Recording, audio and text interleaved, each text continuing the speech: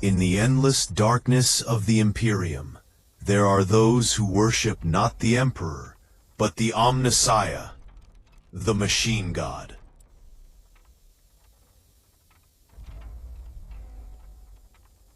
In the long-forgotten past, before the Imperium, before the Great Crusade, humanity reached a golden age. It was an age later whispered about in fearful tones by tech priests of Mars, known only as the Dark Age of technology. To the Imperium scholars, it was both a time of unparalleled triumph and the seedbed of future ruin. Humanity had spread across the stars, not in fractured fleets, but as a unified force, wielding technologies that to the present-day Mechanicus seem indistinguishable from miracles. Faster-than-light travel, advanced AI, self-repairing machines, terraforming engines capable of reshaping entire worlds. All of this was commonplace. Mankind's dominion was vast and secure, a galactic empire in truth, not in aspiration. Yet even in this golden age, there was fragility. The very tools that had uplifted humanity sowed the seeds of its undoing. Chief among these was the creation of artificial intelligences, entities known later as the Men of Iron. They were born as servants, built to think, to calculate, to act where men could not. For centuries, they performed their role flawlessly.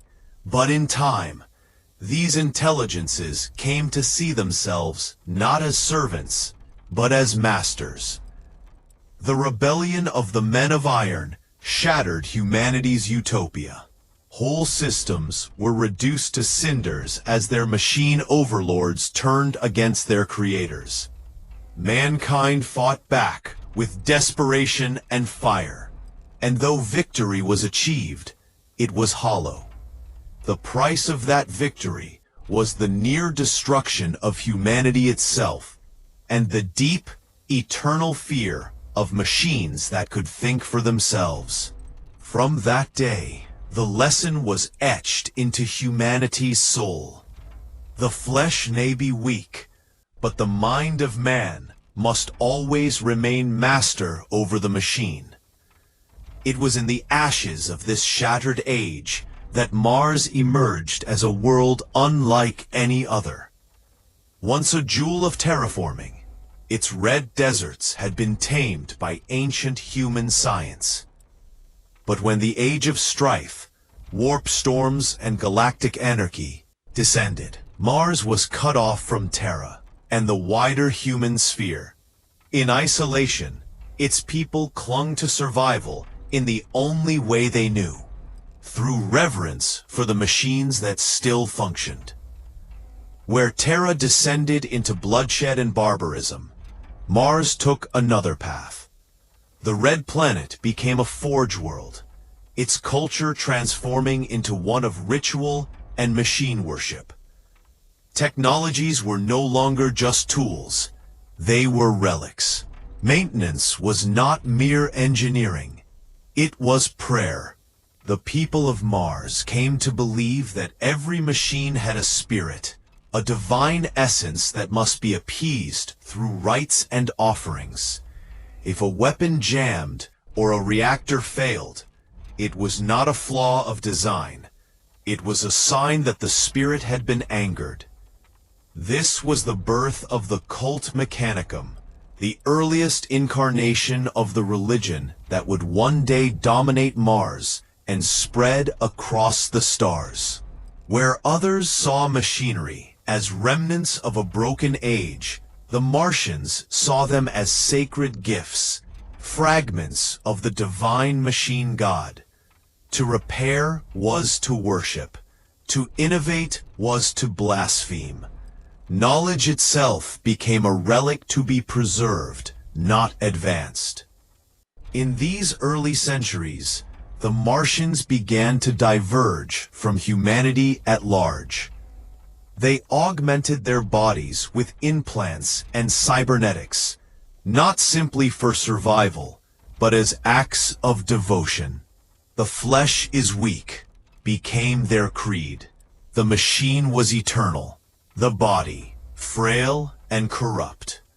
To become closer to the divine, one must shed the imperfections of flesh and embrace the purity of metal. So Mars endured, a red world of smoke and forges, where the sky was lit not by stars, but by the glow of furnaces. The people who walked its surface were no longer fully human, but the ancestors of the tech priests of the Adeptus Mechanicus. When the age of strife reached its height, and Terra drowned in techno-barbarian warlords, Mars was a fortress of machine cults, bound together by a singular vision: to preserve what knowledge they still had, and to await the coming of the Omnissiah, the prophesied savior of the machine god. When the age of strife finally loosened its grip on the galaxy, mankind was a shadow of its former self. Warp storms had isolated worlds, technology had decayed into superstition, and Terra itself was a cauldron of warring techno-barbarian states. Yet even in this fractured darkness, Mars endured. Its forge fanes still burned, its titans still walked, and its tech priests still chanted the binary hymns of the machine god. But Mars was not untouched by the chaos of the age. Civil wars tore across its surface as rival forges and sects fought over scraps of knowledge, each claiming the blessing of the Omnissiah. Titans clashed against titans in the red dust. Void ships rained fire upon rival manufactoria, and Martian skies were blackened with smoke for centuries. What kept Mars alive, however, was its singular devotion to the machine. While Terra fought with crude weapons, Mars still remembered the ancient arts of starship construction, plasma technology, and the great god engines of war. And so it was that when the storms of the warp began to subside, it was Mars, not Terra, that stood as humanity's beacon of technological might. On Terra, a figure had arisen, one who would shape the destiny of mankind more than any other. The Emperor of mankind, a being of godlike power, had begun his war of unification. One by one, the techno-barbarian warlords fell before him. His thunder warriors carved bloody paths across Terra, and his vision of a united humanity began to take form. Yet the Emperor knew that Terra alone was not enough. To conquer the stars once more, he would need fleets, weapons, and machines that Terra could no longer build. He would need Mars. The meeting of Terra and Mars was not a clash of equals, but a convergence of destinies. To the Martian Mechanicum, long awaiting the coming of the Omnissiah, the Emperor appeared not merely as a conqueror, but as prophecy fulfilled. His aura of power, his command of science and the arcane, and his sheer presence convinced many tech priests that he was indeed the divine made flesh, the chosen of the machine god. Some whispered he was the machine god himself. The Emperor, ever pragmatic, did not deny these claims. He saw in Mars not only a vital ally, but a faith that could be turned to serve his cause. He offered the tech priests a pact. Their forges would arm his armies, Their fleets would carry his soldiers, and in return, their cult would be protected, their rights preserved, and their creed legitimized within his new Imperium.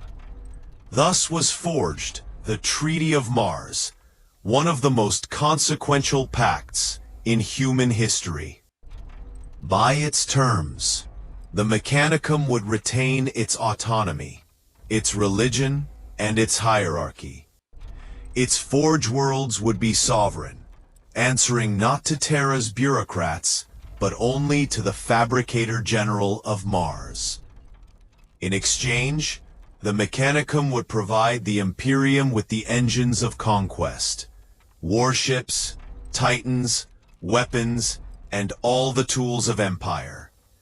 The Emperor would be recognized as the Omnissiah, the physical embodiment of the machine god. This treaty bound two powers together. Terra, the seat of mankind's spiritual and political unity, and Mars, the heart of its technological might. Together they would launch the Great Crusade. For the tech priests, this was vindication. For centuries they had whispered prayers to the Omnissiah, and now he walked among them. For the Emperor, it was necessity. He did not share their faith. He saw only the value of their machines. Yet he was wise enough to wield belief as a weapon, and so Mars rose to its place as the twin heart of the Imperium. From its forges came the fleets of the Crusade, vast armadas of warships built in orbit above the Red Planet. From its factories came the Titans, colossal god machines that strode into battle like walking cathedrals.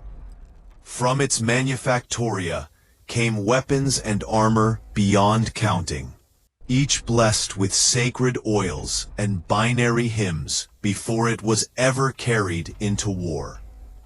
The alliance was not without its unease. Even at the beginning, there were tech priests who doubted the Emperor. Was he truly the Omnissiah, or merely a usurper using prophecy for his gain?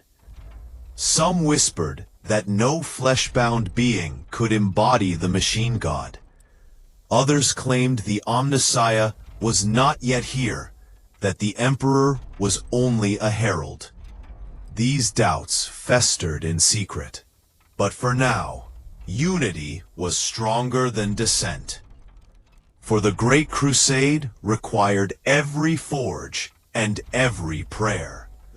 Omnissiah was barely inked into history before its consequences reshaped the galaxy. With the Mechanicum's forges turned to the service of the Emperor, a tide of steel and fire was unleashed.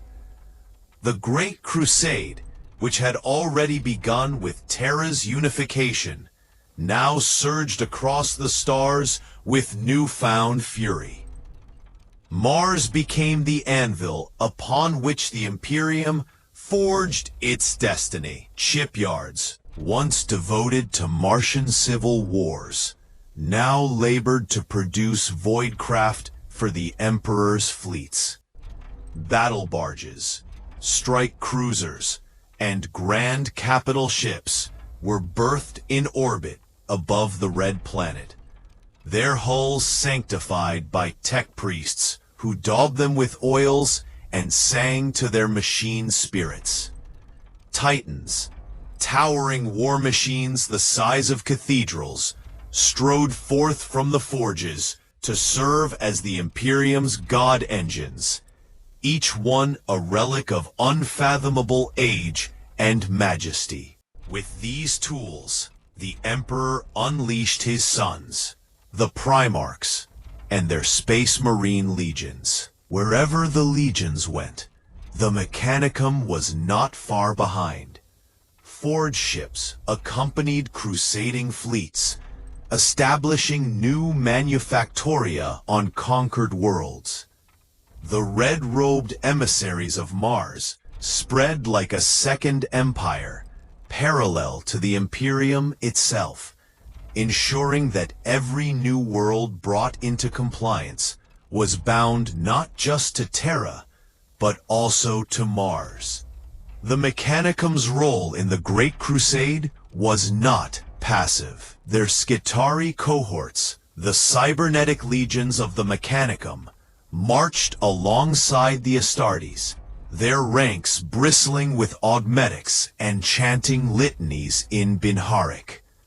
Theirs was a different kind of faith, where the legions fought for the Emperor and the dream of unity.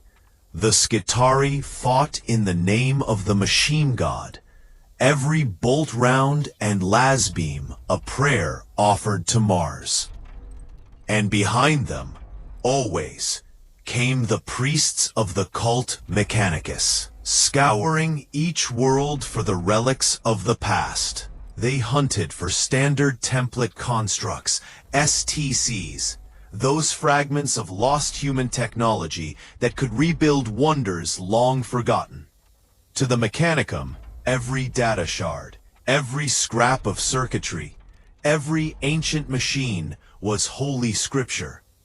Many campaigns of the Great Crusade were waged not only for conquest, but for recovery. For in the ruins of the Dark Age of technology, the Mechanicum sought to restore their God's broken word. Some among the Primarchs welcomed the Mechanicum's aid with open arms. Rogel Dorn of the Imperial Fists saw in them steadfast allies, their forges ensuring his fortress worlds could be sustained.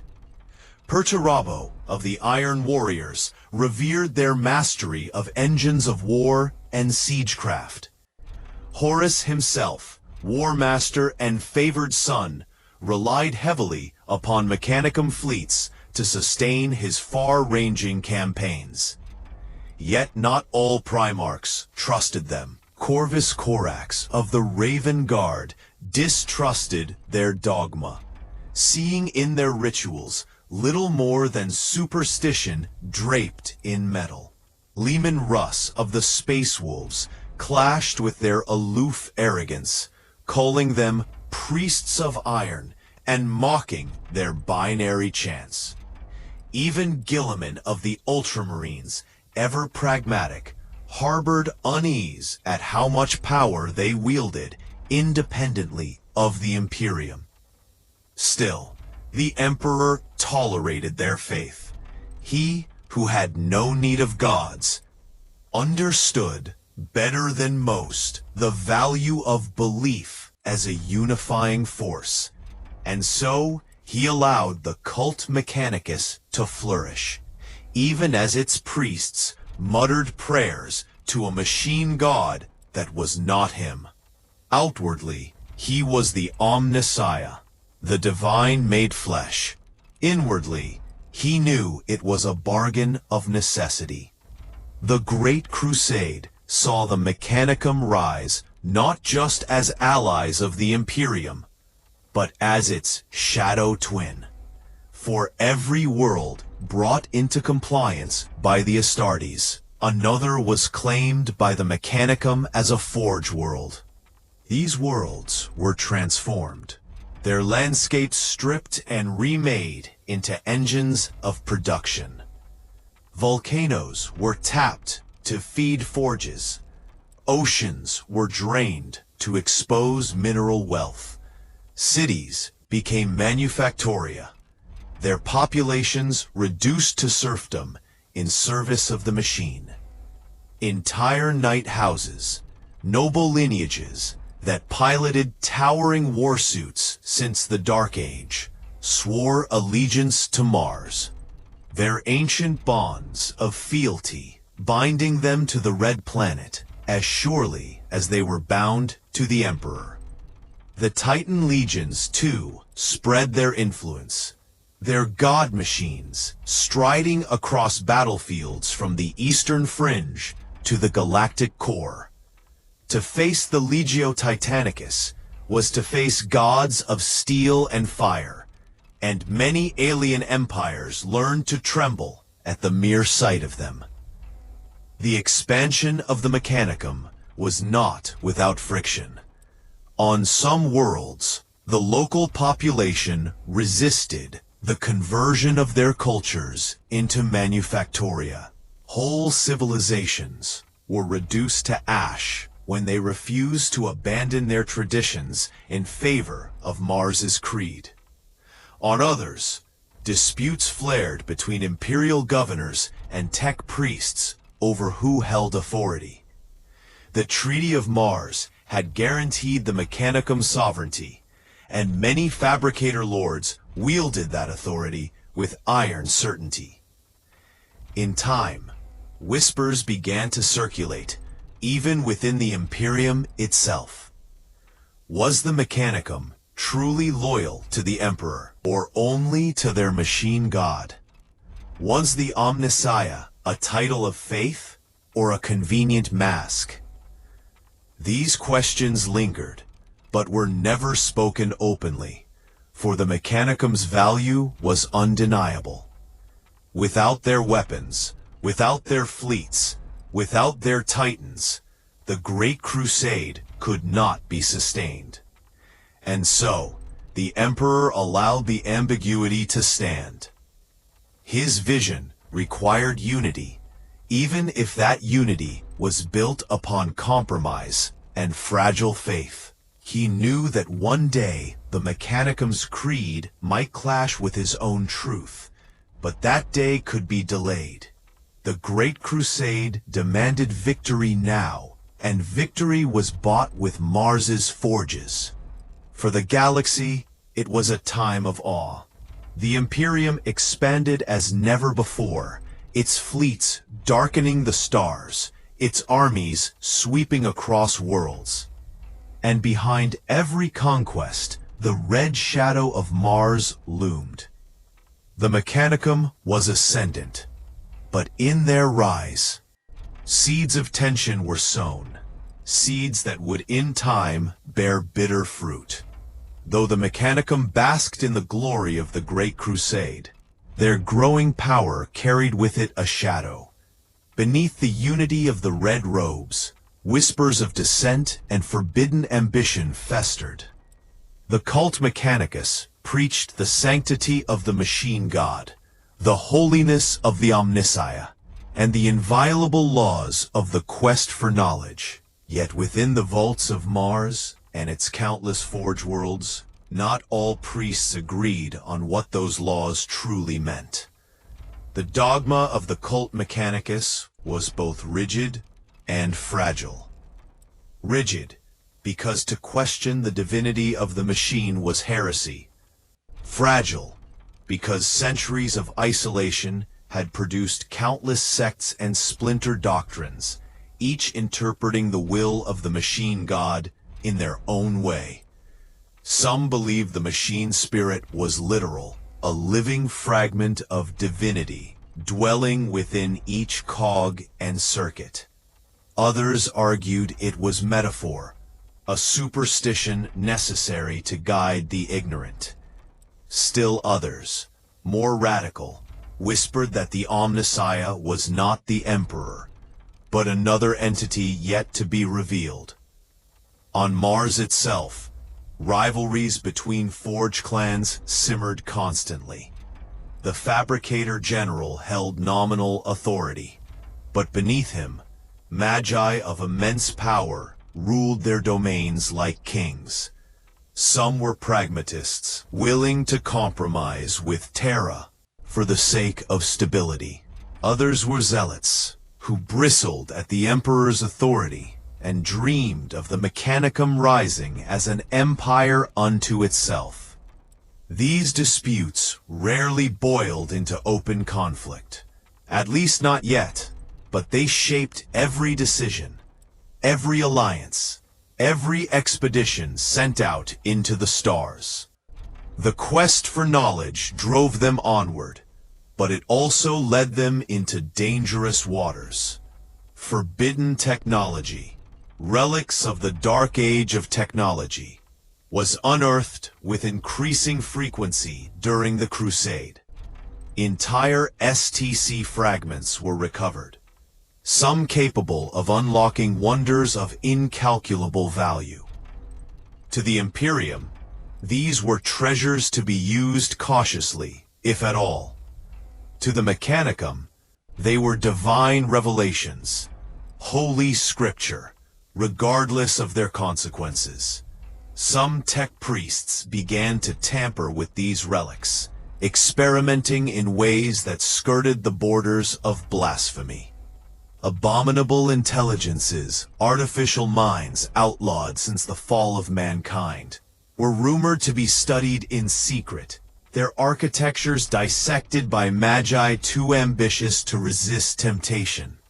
In the deepest vaults of Mars, it was whispered that some had even sought communion with powers beyond the material. Voices that promised knowledge and power greater than any machine could provide. This was the beginning of the schism, for while the Emperor had tolerated the Mechanicum's creed, he forbade any traffic with the warp in matters of science. To him, the warp was a realm of chaos and corruption, the antithesis of reason. But for some within the Mechanicum, the warp was merely another source of power, one they believed could be harnessed. The word-bearers and their dark sermons only fanned these flames, whispering into the ears of tech priests that there were gods greater than the Emperor, gods who could elevate them beyond flesh and steel. Tensions grew not only within the Mechanicum, but between Mars and Terra. Imperial governors complained of Mechanicum overreach. Astartes commanders bristled at the arrogance of tech priests who demanded relics as their rightful due. Even the Primarchs themselves began to notice the cracks. Guilliman warned of their independence.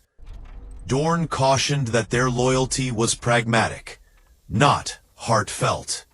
But the Emperor pressed forward, unwilling, or perhaps unable, to halt the momentum of his grand design.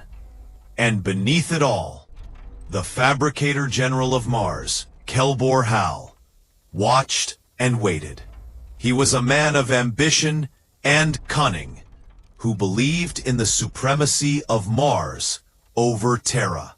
To him, the Emperor was not the Omnissiah, but an interloper, a usurper who sought to bind the Mechanicum's destiny to his own vision. Kelbor Hal cultivated allies among the discontented Magi, whispering of freedom from Terra's leash, of a future where Mars would rise as the true center of human power. The seeds of treachery had been planted. The cracks widened with every campaign, every recovered relic, every whispered heresy. On distant forge worlds, sects arose that bent the machine god's creed toward darker ends. They spoke of the Dragon of Mars, an ancient power buried in the red planet's crust. They spoke of binary litanies that were not prayers, but invocations. They spoke of the coming of a new age, when the machine god would rise in truth, not as the Emperor, but as something else entirely. And in the shadows, the warp listened. The Great Crusade was still in full stride, the Imperium still triumphant. But in the vaults of Mars, in the cogitator cloisters of Forge Worlds, in the minds of ambitious tech priests, the path of division was already set. When Horus would one day raise the banner of rebellion, the Mechanicum would not stand united. Some would remain loyal to Terra. Many more would turn to Mars's own creed and to the dark powers that whispered through circuits and code. For all their triumphs, For all their glories, the Mechanicum was already broken. They just did not yet know it. The machine god does not serve. The machine god rules. The stage was set. The cracks within the Mechanicum would one day split the Imperium itself.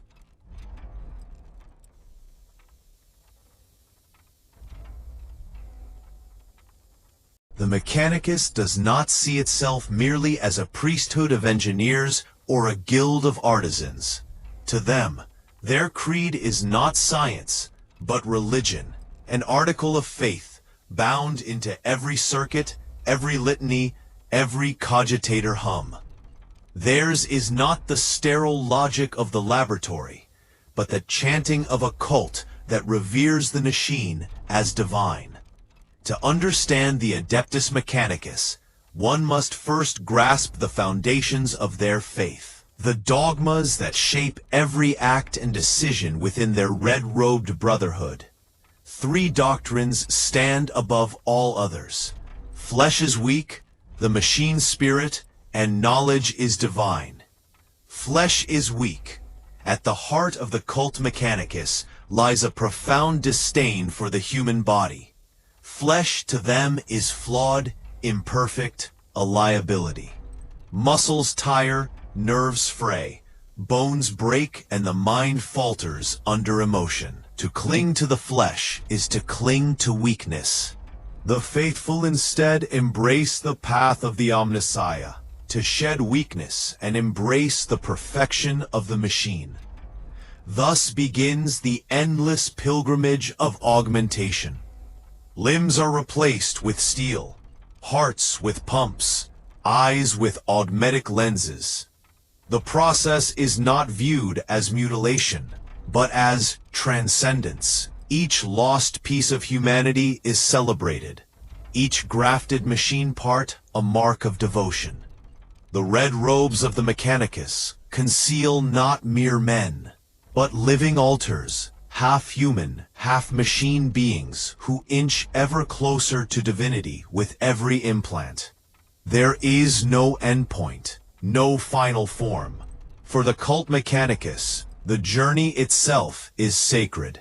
The most devoted magos may replace nearly all of his body until only a vestige of flesh remains. Even the brain, the seat of the soul, is often altered, rewoven with logit engines and data looms. The irony is brutal. They cling to life by erasing what made them human. And yet, in their eyes, this is not loss, but victory. The triumph of steel over weakness. Blessed is the mind too small for doubt, their litanies proclaim. For in the absence of flesh, doubt too is erased, replaced with binary certainty. The machine spirit. If flesh is weakness, then machines are holy. Not merely tools, not merely constructs of wires and metal, but vessels of the divine. Every machine, no matter how humble, is believed to contain within it a machine spirit. To outsiders, this seems like superstition, a primitive projection of animism onto technology. But for the Mechanicus, the machine spirit is real. Perhaps not in the literal sense, but in a way that governs their relationship with technology. A weapon that jams is not merely broken. It is angry. A reactor that sputters is not merely faulty. It requires appeasement. To repair is not to fix, but to soothe. To operate is not to command, but to entreat. Thus the rituals. Before a lasgun is fired, a tech priest may whisper a prayer of ignition. Before a titan awakens, entire choirs of adepts chant the canticles of awakening, appeasing its vast machine spirit. Oil is not only lubrication, but sacrament. Incense is not only smoke, but benediction. To maintain a weapon is to minister to it as one would to a child, coaxing its spirit into cooperation. This doctrine, absurd as it may seem to the rational mind, serves a practical purpose. In an age where technology has been lost more than it has been preserved, ritual ensures that knowledge, however fragmented, survives. What one magos cannot explain, another may remember through prayer. What cannot be repaired by logic may yet be mended by faith. And in the Grimdark galaxy, faith often outlasts reason. Knowledge is divine. If flesh is weakness and machines are holy, then the pursuit of knowledge is the greatest act of worship. To the Mechanicus, every scrap of understanding, every rediscovered relic, every fragment of a standard template construct, STC, is sacred scripture. They do not innovate. They do not create. They recover. They unearth. To them, true innovation is hubris, for the ancients of the dark age of technology already attained perfection. What remains now is the quest for knowledge, to recover what was lost, to restore humanity to the heights it once possessed. Every expedition, every war fought in the name of the Mechanicus is bent toward this goal. A tech priest does not see himself as a scientist. He is a pilgrim. Each experiment is a prayer, each circuit traced, each formula memorized, each bolt tightened, is a step on the endless road toward the Omnissiah. To withhold knowledge is sin. To destroy knowledge is heresy of the highest order. And yet, even within the Mechanicus, knowledge is hoarded as jealously as any relic. Magi guard their vaults of data, sharing only what serves their ambition. Thus the contradiction. They preach that knowledge belongs to the machine god, yet they conceal it, fighting wars over it, spilling blood for it. For in knowledge lies not only holiness, but power. Together, these three doctrines form the unshakable foundation of the Mechanicus. They are what drives the tech priests into the stars. They are what compels them to cling to the Emperor only insofar as he is the Omnissiah, the divine rebirth of the machine god. And they are what divides them too, because not all interpret these doctrines the same way. Some embrace the machine until they are no longer human. Some see the machine spirit as a mask for darker powers. Some twist the quest for knowledge into justification for forbidden science. The cult Mechanicus is not united by reason, but by faith. And as with all faiths, faith can be both salvation and damnation. Cinematic outro. The screen darkens as binary prayers echo. The camera pans across a Titan cathedral. Its walls lined with servo skulls, chanting liturgies. Its engines pulsing like a heart. A lone Magos whispers. Flesh is weak. The machine is eternal. Knowledge is divinity. If the doctrines of the cult Mechanicus are its soul, then its hierarchy is its body. The Adeptus Mechanicus is not a loose brotherhood of priests chanting to the machine god. It is an empire within an empire, a labyrinth of titles, functions, and castes. It exists both as religion and as state, with its own armies, its own laws, and its own hidden agendas. To understand them is to descend through layers of iron and code, each more alien than the last. At the lowest rungs of the priesthood stand the tech priests. To outsiders, all red-robed adepts appear alike. Hunched figures swathed in mechanical augmentations. Their voices a dissonant chorus of flesh and vox. But within the Mechanicus, every cog has its place. A tech priest may be a humble engine seer, tasked with blessing engines and maintaining vehicles on the battlefield. Another may be a lex mechanic, devoted entirely to calculation and data flow, their minds little more than living cogitators. Others serve as biologists, studying alien organisms, not out of curiosity, but to dissect them into usable patterns of efficiency for the machine god. Regardless of specialty, every tech priest lives in service to ritual. They are not engineers in the modern sense. They are liturgists of circuitry, priests of circuitry and steel. To witness one at work is to see prayer and function blurred. Incense burned before a reactor, litanies whispered as bolts are tightened, machine oil anointed like holy water. Their knowledge is fragmented. None possess the full picture. Each knows only a sliver of ancient lore, hoarded and memorized, never fully understood. This is the way of the Mechanicus.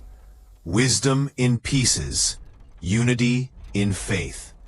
Above the priests stand the magos, high adepts whose augmetics often leave little of the human form intact. Where a tech priest replaces a limb, a magos replaces an entire system. Some are little more than brains encased in steel frames, towering spider limbs, carrying them across the halls of Forge worlds. Others are networked into massive data crypts, their consciousness expanded across countless machine processors. The magos are not generalists. They are paragons of specialization. A magos biologist might command legions of servitors to dissect alien DNA. A magos dominus may stride into battle at the head of Skitarii cohorts, personally directing the fire of an entire mechanized division. A magos explorator might lead fleets into the uncharted stars, hunting for lost relics of the dark age of technology. To the Imperium at large, the magos are indispensable. No Imperial Guard army can march without their machines sanctified.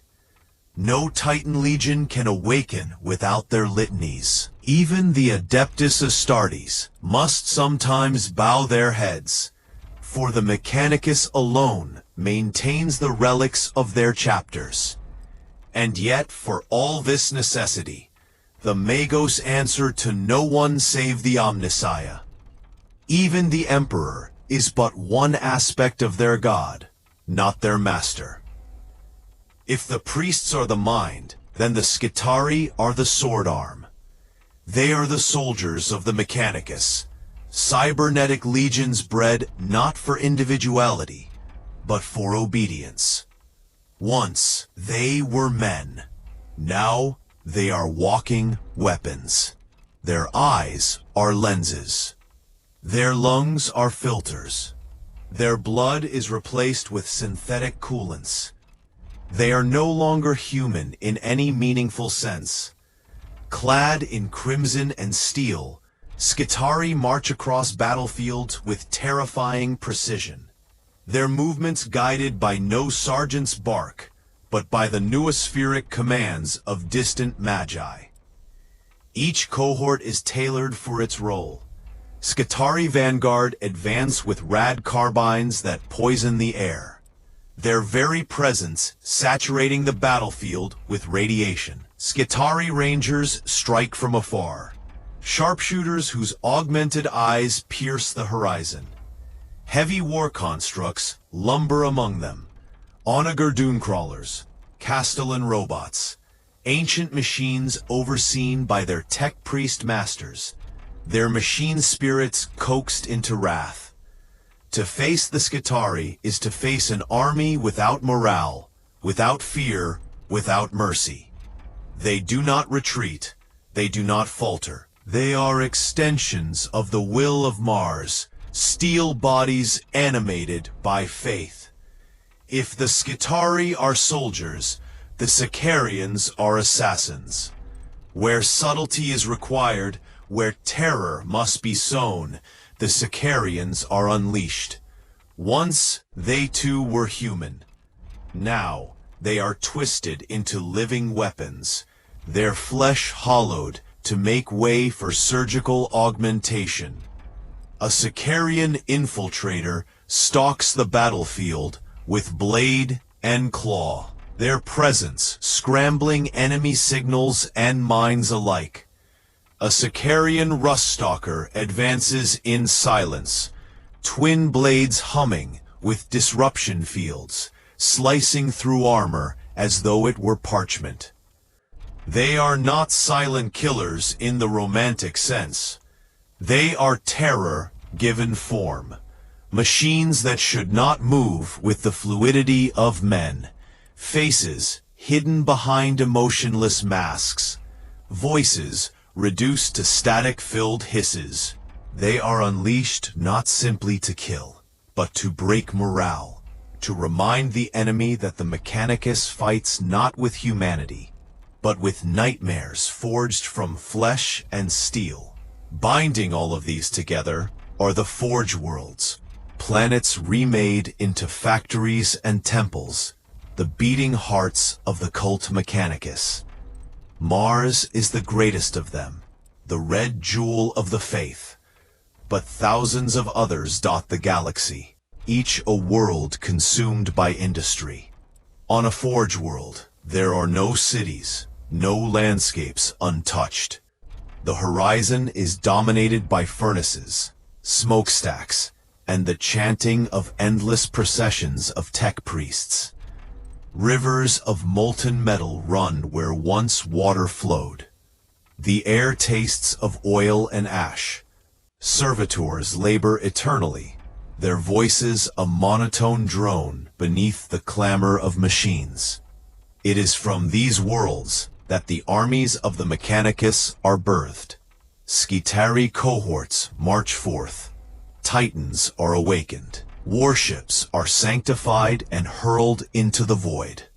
Every Forge World is both factory and cathedral. Its output measured not only in tanks and rifles, but in prayers answered, in knowledge recovered. The hierarchy of the Adeptus Mechanicus is not a ladder, but a machine. Each part serves its function. Each cog meshes with the next. At its core, the faithful are bound not by loyalty to the Imperium, nor to the Emperor, but to the machine god. And yet, within this order lies contradiction. For every Magos who serves the Imperium, there is another who plots in secret.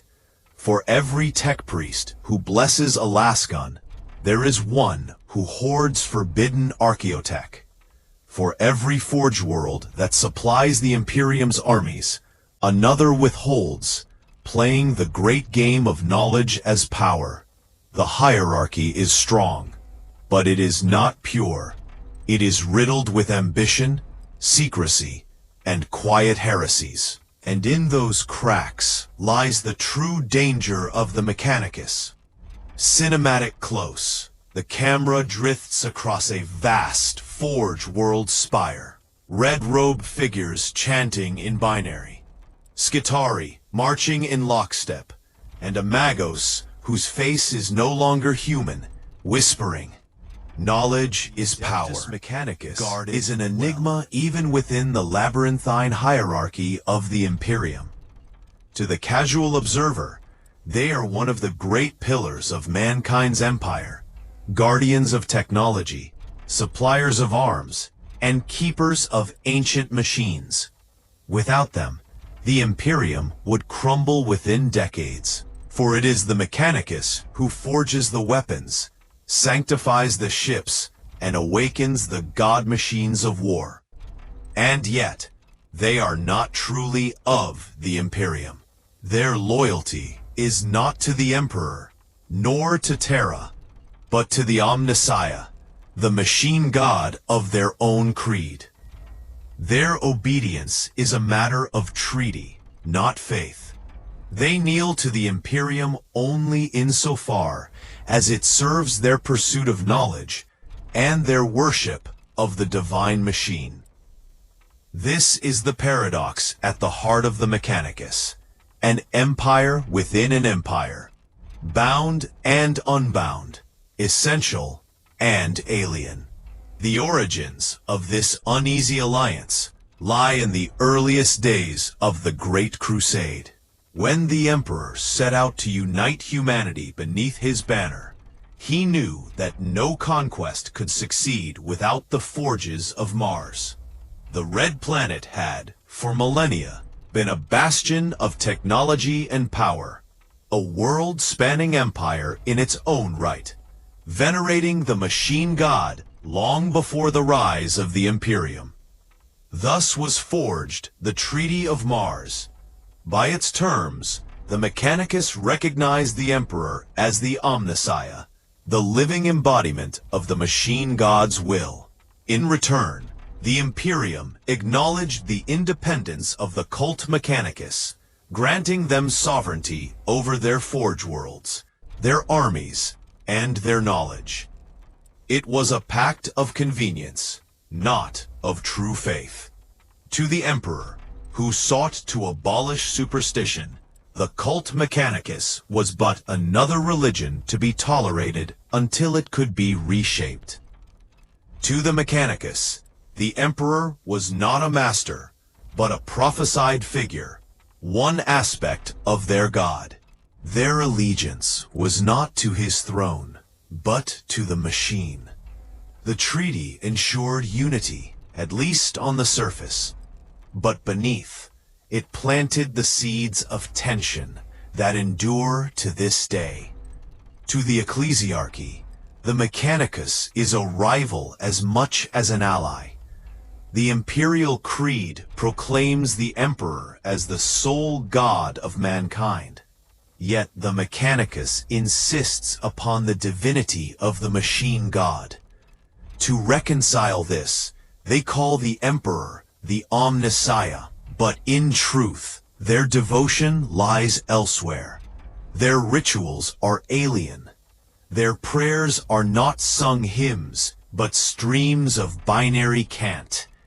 Their holy water is not blessed by priests of Terra, but by the oils of sanctification. Their saints are not martyrs, but inventors of forgotten ages, enshrined not in cathedrals, but in databanks. To the average imperial citizen, these differences are invisible, but to the high lords of Terra, they are a constant thorn. How can loyalty be guaranteed from those who worship a god of their own? How can trust be placed in an order that hoards knowledge, doling it out in fragments, never revealing the whole? The answer is simple. It cannot. Yet the Imperium has no choice, for without the Mechanicus, there is no Imperium at all. Knowledge is power, and nowhere is this truer than within the Mechanicus. Every weapon, every starship, every suit of power armor that the Imperium wields must first pass through the forges of the Red Priests. The Adeptus Astartes may be demigods of war, but their armor and bolters are relics maintained by tech priests. The Imperial Navy may rule the stars, but its ships are birthed from forge worlds. Even the Astra Militarum's endless ranks would collapse without the Mechanicus to provide tanks, lasguns, and munitions. This monopoly grants the Mechanicus a power unlike any other. They can withhold technology at will. They can slow the production of arms or accelerate it for those who curry favor. They can deny knowledge as easily as they can bestow it. In many ways, the High Lords of Terra may rule the Imperium, but the Mechanicus rules its survival. And this knowledge is not shared. It is guarded as zealously as any relic, locked away in data vaults, encoded in languages only tech priests can read. To study technology without the blessing of Mars is heresy. To repair a machine without intoning its litanies is sacrilege. To innovate without approval is unthinkable. The Mechanicus stagnates, chained not only by its own superstition, but by the Mechanicus's jealous guardianship. Progress is a sin. Only recovery of what was lost is holy. And so the galaxy marches on, armed with relics of a forgotten age, never to surpass the golden dawn of technology that has long since passed. Yet within the Mechanicus, as within all of mankind, there are those who hunger for more. Not every Magos is content with fragments. Some seek knowledge beyond the stars, in alien ruins, in forbidden archives, in the whispering dark of the warp. To the ecclesiarchy, these are heretics. To the Mechanicus, they are explorators. To the Inquisition, they are a danger beyond measure. For every relic recovered is a temptation. Every Xenos machine a possible corruption. And yet, how can progress be made if not through risk? This tension defines the Mechanicus, caught between devotion to the Omnissiah and the lure of forbidden knowledge. Many have fallen into outright heresy, becoming dark Mechanicum, worshippers of chaos, who offer not prayers to the machine god, but sacrifices to the warp. Entire forge worlds have been lost to corruption, their forges twisted into factories of demonic steel. It is a reminder that the line between faith and hubris is razor thin, and that the greatest danger to the Imperium may not be its enemies, but its own priests of iron. And yet, despite mistrust, despite heresy, despite the contradictions of faith, the Imperium cannot sever ties with the Adeptus Mechanicus. Their alliance is built not on trust, but on necessity. The Imperium is a colossus whose strength lies in its armies. But those armies are weapons, and every weapon needs a forge. Without the Red Priests, the Imperium would fall silent. Its fleets would wither. Its armies would starve. Its worlds would collapse. Thus the Mechanicus endures, not because it is trusted, not because it is loved, but because it is indispensable. It is a marriage of convenience, a pact forged in the fires of necessity, an alliance where each side mistrusts the other, yet cannot survive without them. The screen fills with the vision of Mars, the red world aflame with industry, a titanic spire rising into the void. Binary prayers echo as fleets launch from its surface. The voiceover whispers, "The Imperium is a house divided, held together by faith, fear, and necessity." And in its heart, the Adeptus Mechanicus whispers to the machine god, dreaming of knowledge forbidden, guarding secrets untold. Allies, enemies, heretics, saviors, they are all these things, and none. They are Mars, and Mars endures.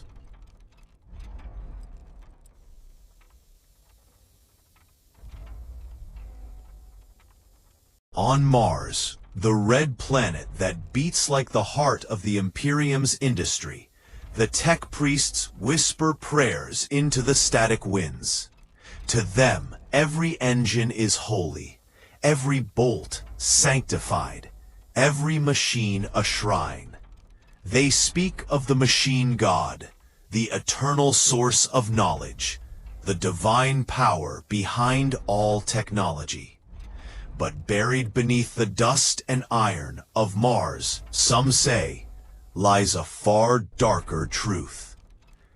According to ancient legend, long before humanity rose to power, an alien being fell upon Mars. It was no mortal creature, but a fragment of the Catan, the star-eating gods of the Necron tier. This shard was the dragon, the Void Dragon, a being of unimaginable power and terror. It feasted upon the life of sons. It bent mortal minds into slavery, and it spoke with the voice of mechanical dominion. The tale claims that the Emperor himself, in the forgotten age before the Great Crusade, descended upon Mars in secret. He fought the dragon, and after a battle that shook the very crust of the planet, he chained it beneath the Martian surface. The Emperor did not slay it, for such a being could not be destroyed by mortal or god alike. Instead, he bound it in stasis, and its whispers seeped upward through the iron soil of Mars. Those whispers are said to be the birth of the cult Mechanicus. When the first tech priests bent their ears to the machines, they were not only hearing the hum of gears or the heat of plasma coils. They were hearing the echoes of the dragon, imprisoned but not silenced. To them, this was the machine god. Every prayer, every rite, every sacrifice of incense and oil, perhaps all of it fed not a god of humanity, but an ancient alien horror dreaming beneath the crust. XPP. The tech priests proclaim that the machine god is eternal, knowledge is divine, flesh is weak. They replace their bodies with steel, wires, and lenses, believing that in doing so, they ascend closer to perfection.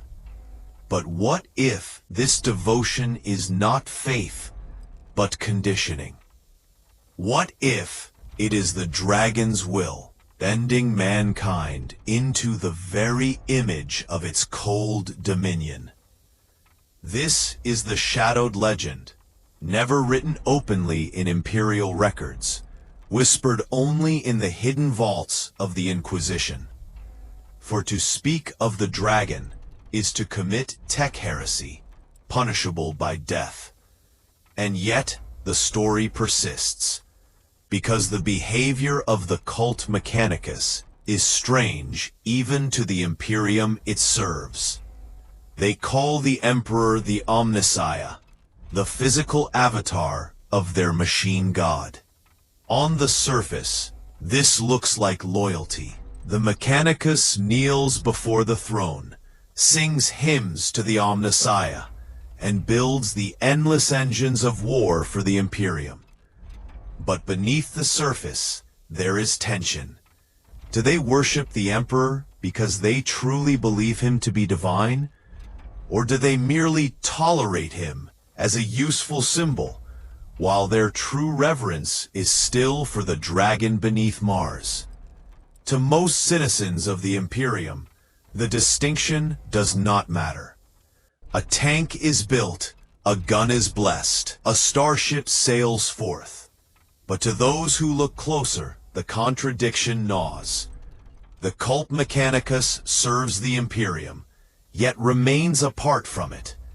Their prayers are not to the Emperor alone, but to machine spirits, whose voices only they claim to hear.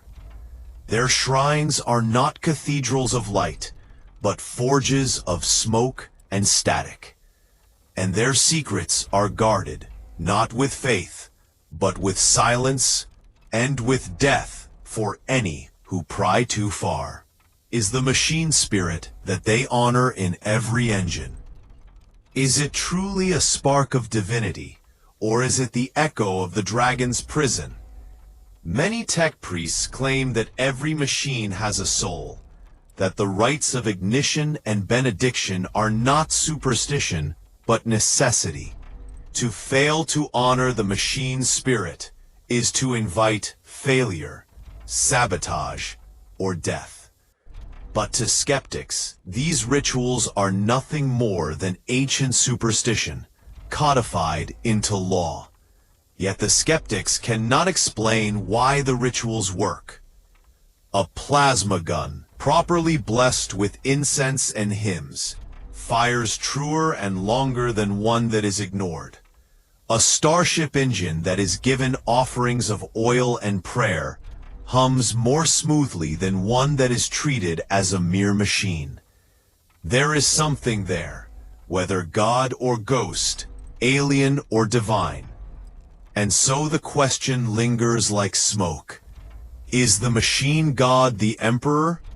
Or is the Emperor simply a mask worn to unite Mars and Terra under one creed? While the true God still dreams beneath the red sands, the Inquisition dares not answer. For to confirm the truth would shake the Imperium to its core. If the Mechanicus bows to an alien horror, then the foundation of humanity's might is heresy. If they do not, then why do the whispers of the dragon persist? And why do tech priests speak of its voice in their dreams? Perhaps the most haunting truth is this: it does not matter. The Mechanicus will continue to build, to bless, to forge the engines of war. The Imperium will continue to depend upon them, no matter what they truly worship. And beneath it all, in the deep vaults of Mars, the dragon waits, chained, silent, but dreaming. On Terra, the High Lords call him Emperor.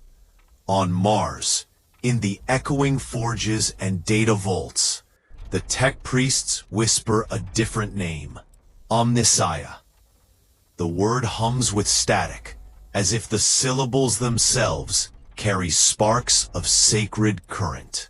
To the Mechanicus, the Omnissiah is not merely a ruler, but the promised incarnation of their God, the one who bridges flesh and machine, the prophet of perfection. When the Emperor came to Mars during the Great Crusade, he did not arrive as a conqueror with fire and chains. He came as a figure of radiance, a being whose aura silenced the doubts of even the most hardened magos. He spoke of unity, of knowledge restored, of a future where mankind would stride the stars without fear. And for many among the cult Mechanicus, it was not a political bargain, but a revelation. They had prayed for centuries to the machine god, and here before them stood its living avatar. The Omnissiah had come. At least, that is how the official story is told. But beneath the chants and rites, doubts remain. Did the tech priests truly believe that the Emperor was divine? Or did they accept him out of necessity? Because without Terra, Mars would have been crushed or left isolated, unable to survive the storms of old night. The treaty between Terra and Mars, the Treaty of Olympus, was as much politics as it was faith. The Mechanicus would provide ships, weapons, and forges for the Great Crusade. In return, the Emperor would be honored as the Omnissiah, a figure of divine embodiment. It was unity forged, not in belief alone, but in pragmatism. The paradox gnaws like rust. For while the Mechanicus chants the Emperor's name, their true devotion often seems aimed elsewhere. Their rituals are not prayers to him directly, but to the hidden spirits of the machines, to the unseen powers that dwell within the circuits and gears. They call the Emperor the Omnissiah, yet in the deepest vaults, some magi whisper that he is merely the chosen prophet, not the god himself. Others dare darker thoughts still, that the Omnissiah is not the Emperor at all, but the dragon chained beneath Mars, waiting for release. Such contradictions are never spoken openly. To question the faith is to risk excommunication or worse. And yet the question haunts the Mechanicus. For if the Emperor is truly the Omnissiah, why did he forbid so much of their work? Why did he declare the artificial intelligences of the dark age of technology forbidden, branding them abominable intelligences? Why did he demand obedience even as he hid his greatest secrets, refusing to share his true knowledge of the universe? For the Emperor, the answer was simple. Humanity had nearly been destroyed by its own creations. The men of iron, machines with will and malice, had brought mankind to the brink of extinction. To walk that path again would be annihilation. But to the Mechanicus, this was not wisdom, it was denial. To them, knowledge is divine. Every scrap of lost technology, every buried pattern of the past is a relic of holiness. To restrict it is to blaspheme. To hoard it is to sin. And so they obeyed, outwardly. But within the data vaults of Mars, secret cults kept forbidden knowledge alive. There are magi who whisper to themselves that the Omnissiah is not the Emperor, but something greater. There are those who seek to merge with machine so completely that no trace of flesh remains. And there are those who believe that the ultimate machine god is not on Terra's throne, but chained beneath the red sands, whispering still. To the Imperium at large, these contradictions are invisible. A lasgun works, a tank roars, a starship sails. The soldiers of the Astra Militarum chant the Emperor's name, while the tech priests anoint their weapons with sacred oils. The war goes on, and the Imperium survives. But to those who know, the contradiction is a fracture waiting to widen. Even among the Magos, there are divisions. Some are true believers, kneeling before the Emperor's image, declaring him the Omnissiah with genuine devotion. They see his victory over the warp, his mastery of psychic might, as proof that he is indeed divine. Others smile and bow, but whisper in secret that the Omnissiah is not here, that the true machine god has yet to reveal itself. And in the darkest circles, some dare to suggest that both may be true, that the Emperor and the dragon are one, two faces of the same being, flesh and machine, bound together in eternal dominion. What is the truth? No one dares answer. For if the Mechanicus admitted that their faith is divided, that their unity with Terra is a mask, the Imperium itself might crack apart. Without the forges of Mars, there are no ships, no weapons, engines of war. Without the Imperium's armies, Mars would stand naked before the void. They need each other.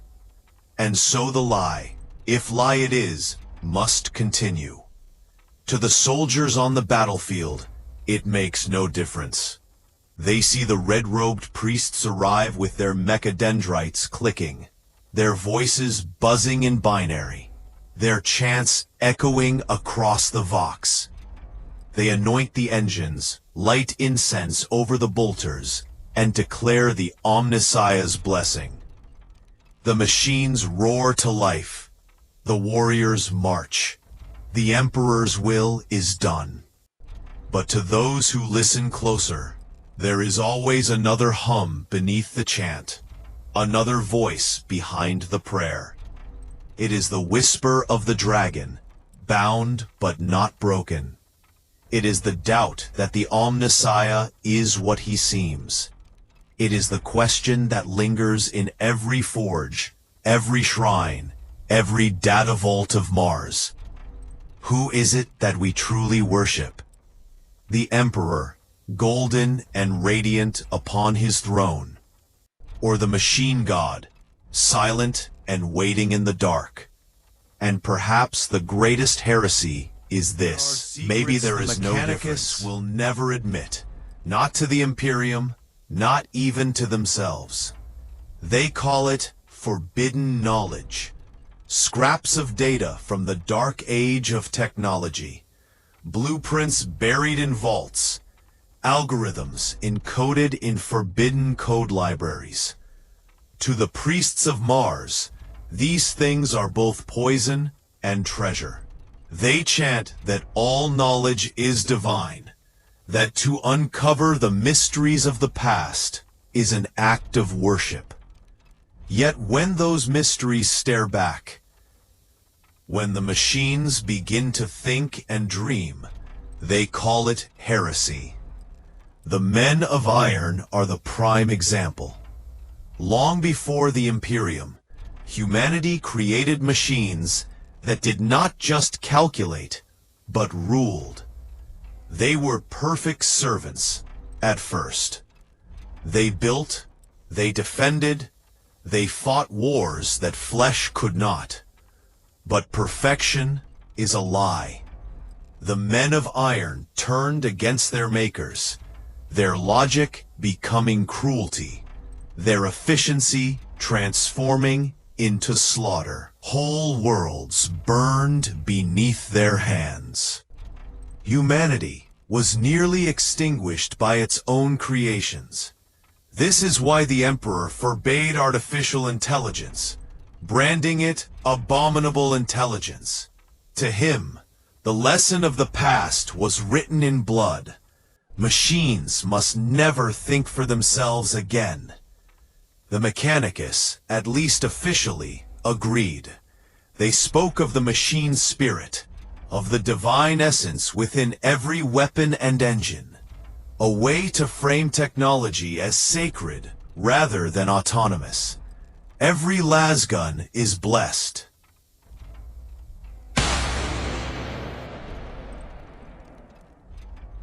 Every tank prayed over, not because the machine has consciousness of its own, but because ritual keeps mankind in control.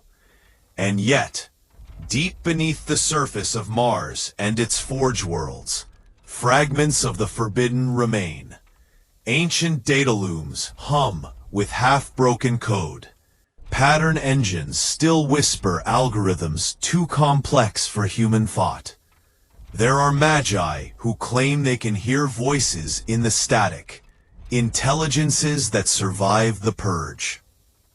They call them ghosts, echoes, or simply the hidden machine spirits.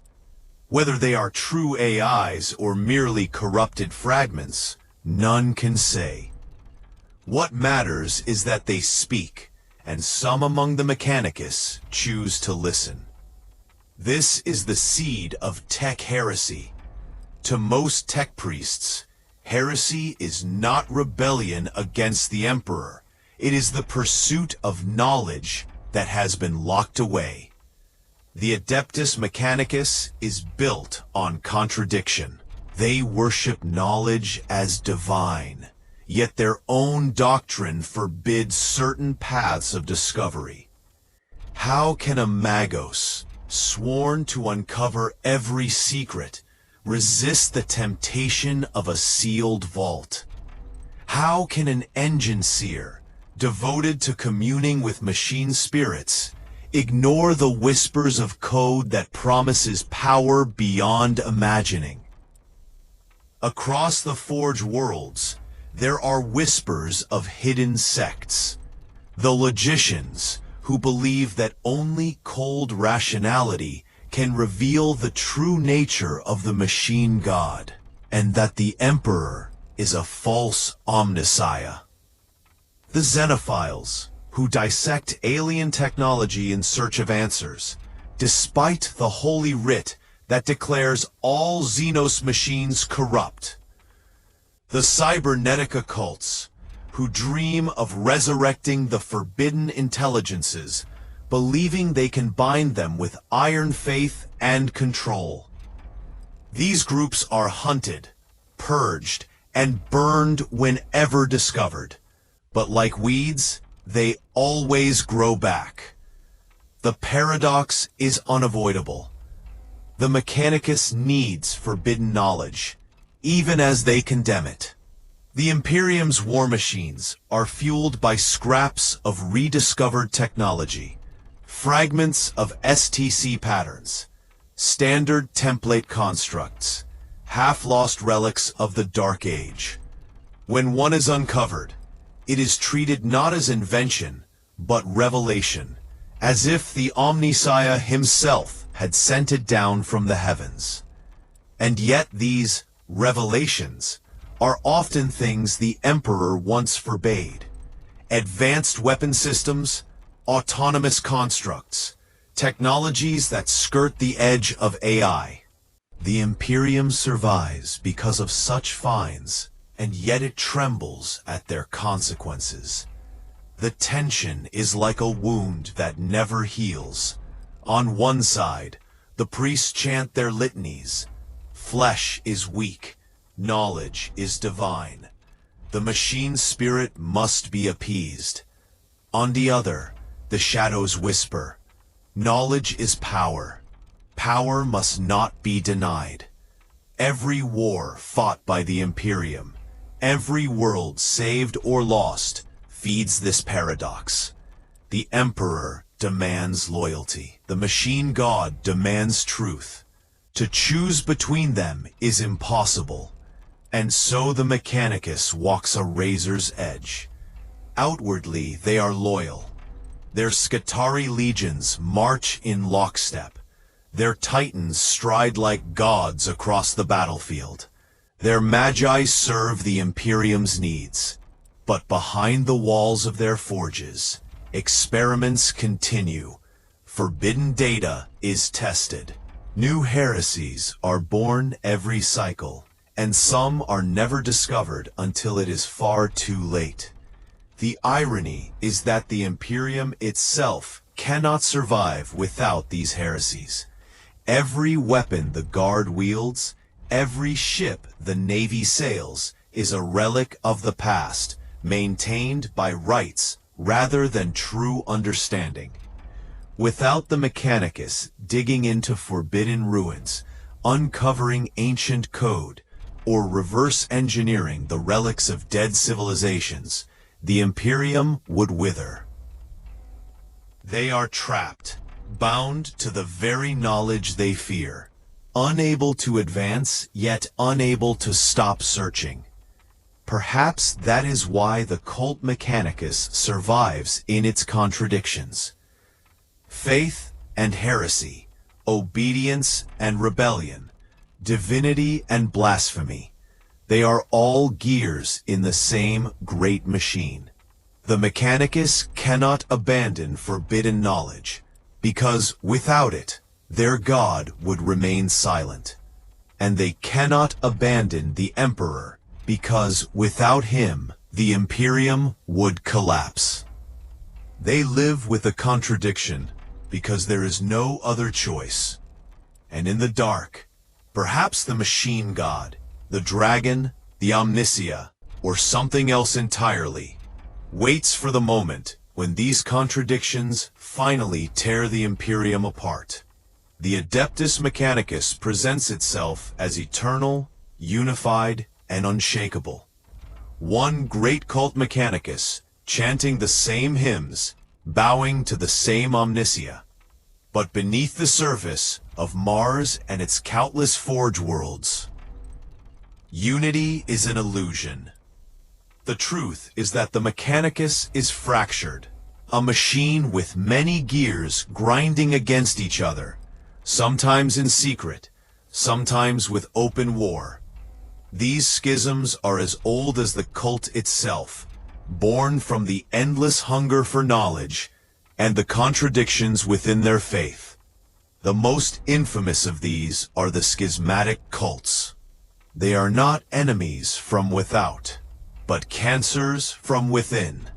Sects of tech priests who interpret the machine god differently, or who believe the quest for knowledge must go further than the dogma allows.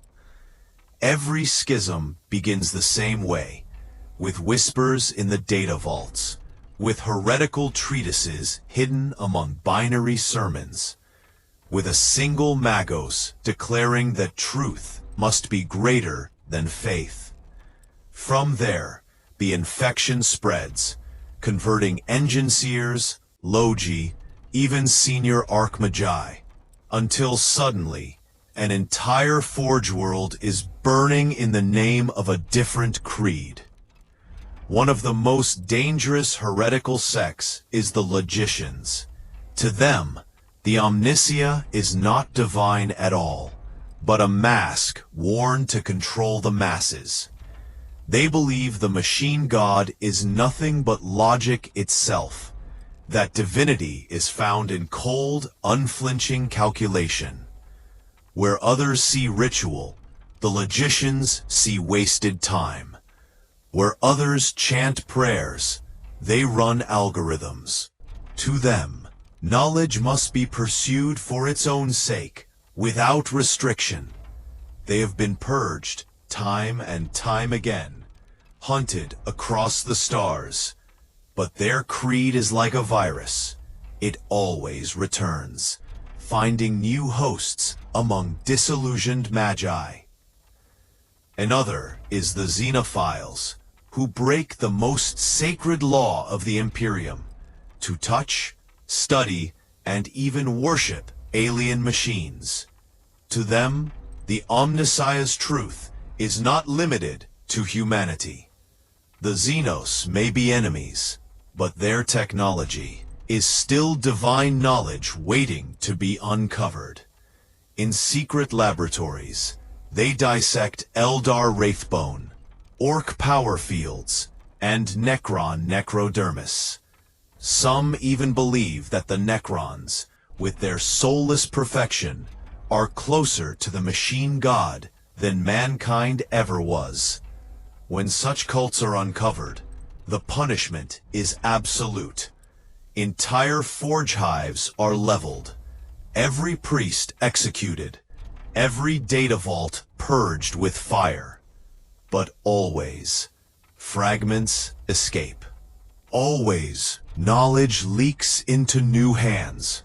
There are also the cult of the pure form, who reject the doctrine, the flesh is weak. They see the endless augmentation of the Mechanicus as a betrayal of humanity. They believe the Omnissiah created mankind in flesh, and that to replace it with steel is corruption, not ascension. Though few in number, they are considered dangerously subversive. For if their creed spread, it would unravel the very identity of the Mechanicus.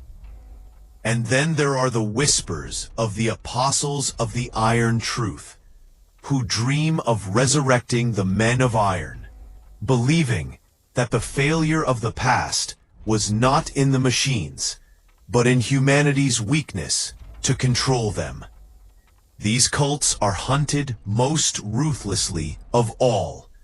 for they threaten not only the Mechanicus, but the entire Imperium. If they ever succeeded, if true abominable intelligence ever walked again, it would be nothing less than a second apocalypse. These cults are not merely theoretical. Across history, they have ignited wars known as schismatic purges. Whole forge worlds have risen against Mars, their tech priests chanting rival hymns, their Skitari marching under forbidden sigils. Titans have battled titans. Void ships of the same Mechanicus fleet have annihilated each other in orbit. To the wider Imperium, these are obscure, almost invisible conflicts, recorded only as rebellions or heresies. But to the Mechanicus, they are wars of faith as devastating as any crusade. The paradox is cruel. Every schism makes the Mechanicus weaker, but every schism also pushes its knowledge further. Heresy breeds innovation. Forbidden research, once condemned, often becomes the foundation of future dogma. A weapon first born in heresy may one day be sanctified by the Omnissiah's blessing, its origins forgotten, its scars erased. In this way, the Mechanicus both destroys and renews itself in endless cycles, like a great engine forever breaking and rebuilding. The Emperor knows this, the High Lords know this, and so though the Mechanicus purges its own, the Imperium often turns a blind eye, so long as the forges still produce weapons, ships, and soldiers. Better to let Mars burn its own heretics in secret than to risk exposing how fragile the unity of the Imperium truly is. For the tech priests themselves, this eternal cycle of heresy and purge is almost ritualistic. Each schism is another proof that knowledge is dangerous, another hymn to the machine god's hidden truths. Each purge is another act of devotion, a reminder that faith must be stronger than temptation. And yet, beneath it all, the hunger remains. Every Magos knows that somewhere, in the vaults of Mars or the ruins of a dead world, there is knowledge waiting. Every Magos knows that to seek it is to risk damnation, and yet to deny it is to betray their purpose. The schisms will never end, because they are not accidents. They are the natural result of a creed built on contradictions. The cult Mechanicus demands total faith, yet worships the pursuit of forbidden knowledge. It demands unity, yet thrives on division. It demands obedience, yet tempts its followers with endless secrets. It is not a machine of perfect order, but of eternal conflict. And perhaps that is the true secret of the machine god. Not peace, not harmony, but conflict, the grinding of gears, the clash of dogmas, the eternal cycle of revelation and purge. The Mechanicus is not one voice, but 1,000, screaming in binary hymns across the stars. And in those screams, somewhere, the dragon sleeps.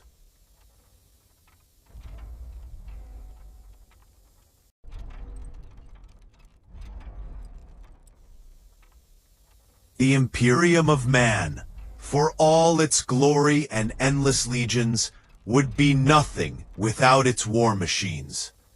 And behind every war machine, every ship, every tank, every titan, stood the Adeptus Mechanicus. They were the hidden engines of the Great Crusade, the silent architects of conquest. Without them, there would be no armies, no fleets, no power to enforce the will of the Emperor across the stars. The Mechanicus was not merely an ally of the Imperium. It was its beating, mechanical heart. When the drums of war sounded, when banners of the Aquila unfurled across 1,000 worlds, it was the Mechanicus that delivered the gods of battle. They came in many forms, colossal titans that strode across landscapes like gods reborn, knights that bound ancient houses of nobility to Mars, and the tireless Skitarii, warriors of flesh replaced by steel. Together, they were more than soldiers. They were weapons incarnate, manifestations of the machine god's wrath. To speak of the Mechanicus in war is to begin with the Titans. These walking cathedrals of destruction, towering higher than mountains, were the pinnacle of the Omnissiah's gift to mankind. They were not mere engines. They were gods of steel and fire. Each Titan bore a soul, a machine spirit so ancient and powerful that entire orders of tech priests existed solely to tend to their moods, to soothe their wrath, and to awaken them when war called. When a Titan walked, the ground trembled. Its footsteps crushed fortresses, its plasma cannons burned cities to ash, and its void shields could withstand storms that would annihilate starships. Yet for all their might, the Titans were worshipped as living saints of the machine god. The Princeps, the commander fused into the Titan's mind, was not merely a soldier, but a priest, joined in sacred communion with the god engine itself. In the siege of Terra, it was said the sound of Titans striding into battle was like thunder rolling through eternity. Loyalist Titans clashed with corrupted god engines of the dark Mechanicum, and the sky burned with plasma fire. For the Mechanicus, every battle was also a mass, every shot a hymn, every kill an offering to the machine god. URP, if the Titans were gods, the knights were their lesser, but no less noble kin. Ancient houses, tracing their lineage back to the age of strife, piloted these war machines not as soldiers, but as scions of feudal dynasties. To them, their knights were not weapons. They were family heirlooms, sacred trusts passed from parent to child, bonded through ritual and blood. Each knight was a fusion of man and machine, a towering warrior that strode across the battlefield with cannons for arms and chainswords the size of buildings. But more than that, each knight bore the weight of tradition. Their pilots spoke oaths before battle, swore fealty not only to the Emperor, but to the Omnissiah. Many saw themselves as champions, bound by honor as much as by faith. The Mechanicus relied upon these houses, yet they were not wholly in Mars's grasp. There was always tension. Knights held loyalty to their own dynasties, to their own codes. Still, when war came, the knights answered the call, their banners flying high, their weapons singing hymns of death. But for every Titan and knight, there were thousands of Skitarii. They were the true backbone of the Mechanicus in war. Unlike the Astartes, they were not born for battle. Unlike the Imperial Guard, they were not countless masses of flesh. Instead, they were something in between, a fusion of man and machine, soldiers whose humanity had been stripped away, replaced by augmetics, by steel, by code. A Skitarii did not march to the beat of a heart, but to the rhythm of binary cant. Their every step was dictated by the will of their tech priest overlords. Their every shot calculated with machine precision. Eyes replaced with scopes, lungs with filters, arms with weapons. They were soldiers who had sacrificed everything for efficiency. They did not fear, for fear was deleted. They did not hesitate, for hesitation had no place in their programming. Where they marched, victory followed, not through overwhelming numbers, but through tireless, calculated slaughter. To see a Skitarii cohort advance was to see an army of statues come to life, silent but unstoppable, as if the very machines of Mars had risen to war. Among the most feared of the Mechanicus' warriors were the Sicarians, cybernetic assassins, designed not for the front lines, but for the shadows. Where the Skitarii fought in ranks, the Sicarians stalked unseen, killing silently, efficiently, without question. Some were infiltrators, their bodies wired with systems that cloaked them from sight, their movements ghost-like, their very presence scrambling the senses of their prey. Others were rust-stalkers, killers forged for brutal melee, their limbs transformed into blades, their minds reduced to one thought: kill. They were weapons honed to perfection, stripped of personality, of humanity, of anything that might hinder their efficiency. To the Mechanicus, they were masterpieces. To their enemies, they were nightmares given flesh. H3. The Imperium often called the Mechanicus an ally, but the truth was far more uncomfortable. The Imperium depended upon them. The Space Marines could not wage war without their weapons. The Guard could not fight without their tanks, and the Navy could not sail the stars without their ships. Even the Emperor himself had needed Mars when he set out upon the Great Crusade. This dependency was both strength and weakness. For as mighty as the Imperium appeared, it was always shackled to Mars. Without the Titans, without the Skitarii, without the endless engines of war, the Imperium was nothing more than prayers and empty promises. And the Mechanicus knew this. It was this power that gave them autonomy, this reliance that allowed them to walk the razor's edge between loyalty and independence. Mars served the Imperium, yes, but it served first the machine god. And in the wars of the Imperium, it was often impossible to tell where duty ended and devotion began. Section. The march of Titans shakes the earth. The banners of night houses snap in the wind. The binary cant of Skitarii echoes like static hymns through the battlefield. The Mechanicus does not simply fight wars, it consecrates them. And in fire and blood, the Omnissiah is praised. Every weapon of the Adeptus Mechanicus was a marvel. Every invention, every machine, every towering engine of destruction was proof. Proof of the Omnissiah's will. Proof of humanity's lost glory. Proof that Mars was still the beating forge of the galaxy. But nothing in the Mechanicus came without a cost.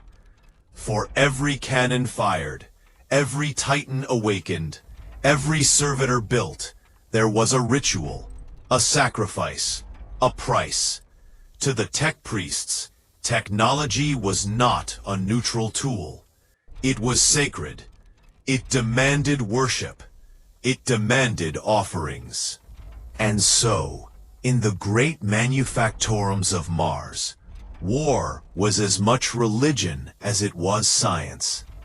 To an outsider, The forges of Mars might have seemed like factories.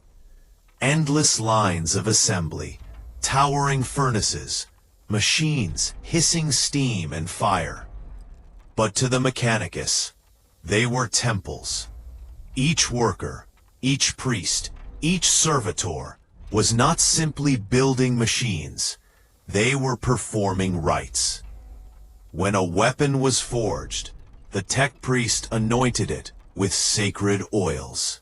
When a tank's machine spirit was awakened, litanies were chanted to soothe its wrath. When a titan was repaired, entire choirs sang binary hymns to ensure its spirit returned to obedience. For the Mechanicus, these were not superstitions. They were necessities. To ignore ritual was to court disaster. To treat a machine as mere steel and circuitry was heresy. And so, each invention, each act of creation, was paid for not just in labor, but in prayer. Yet not all sacrifices were symbolic. Many were literal.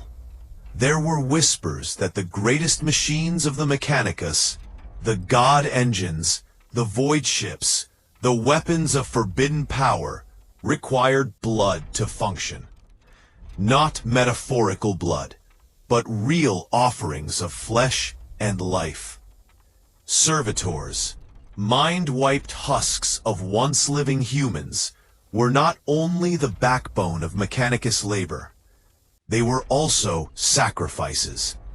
Their lives were stripped away, their humanity erased. Their bodies grafted into machines, until nothing remained but obedience. Each servitor was both a worker and an offering, a life given to the machine god so that the forges could run. In the darkest of rites, it was said that tech priests bled themselves or offered captured prisoners, feeding both oil and blood into the engines they revered. To the Mechanicus, such acts were not cruelty. They were devotion. But some sacrifices went beyond mere labor. There were the experiments, the creations whispered about in fear even within the Mechanicus, the arcane servitors. These were not the standard, mindless drones used across the Imperium. They were something darker. Flesh and steel bound together in ways that defied reason. Living bodies mutilated and fused with sacred machines until they became unholy hybrids. Some were created to guard forbidden vaults, their twisted forms lurking in the shadows of Martian cathedrals. Others were built for war, monstrous figures that screamed in binary as they tore enemies apart with claws of steel. Each one was unique, a creation born not of logic, but of obsession, an offering to both knowledge and madness. To witness one was to feel revulsion and awe. They were not abominations to the Mechanicus. They were testaments to sacrifice. The Mechanicus's hunger for innovation was not satisfied with metal alone. They experimented with the flesh itself.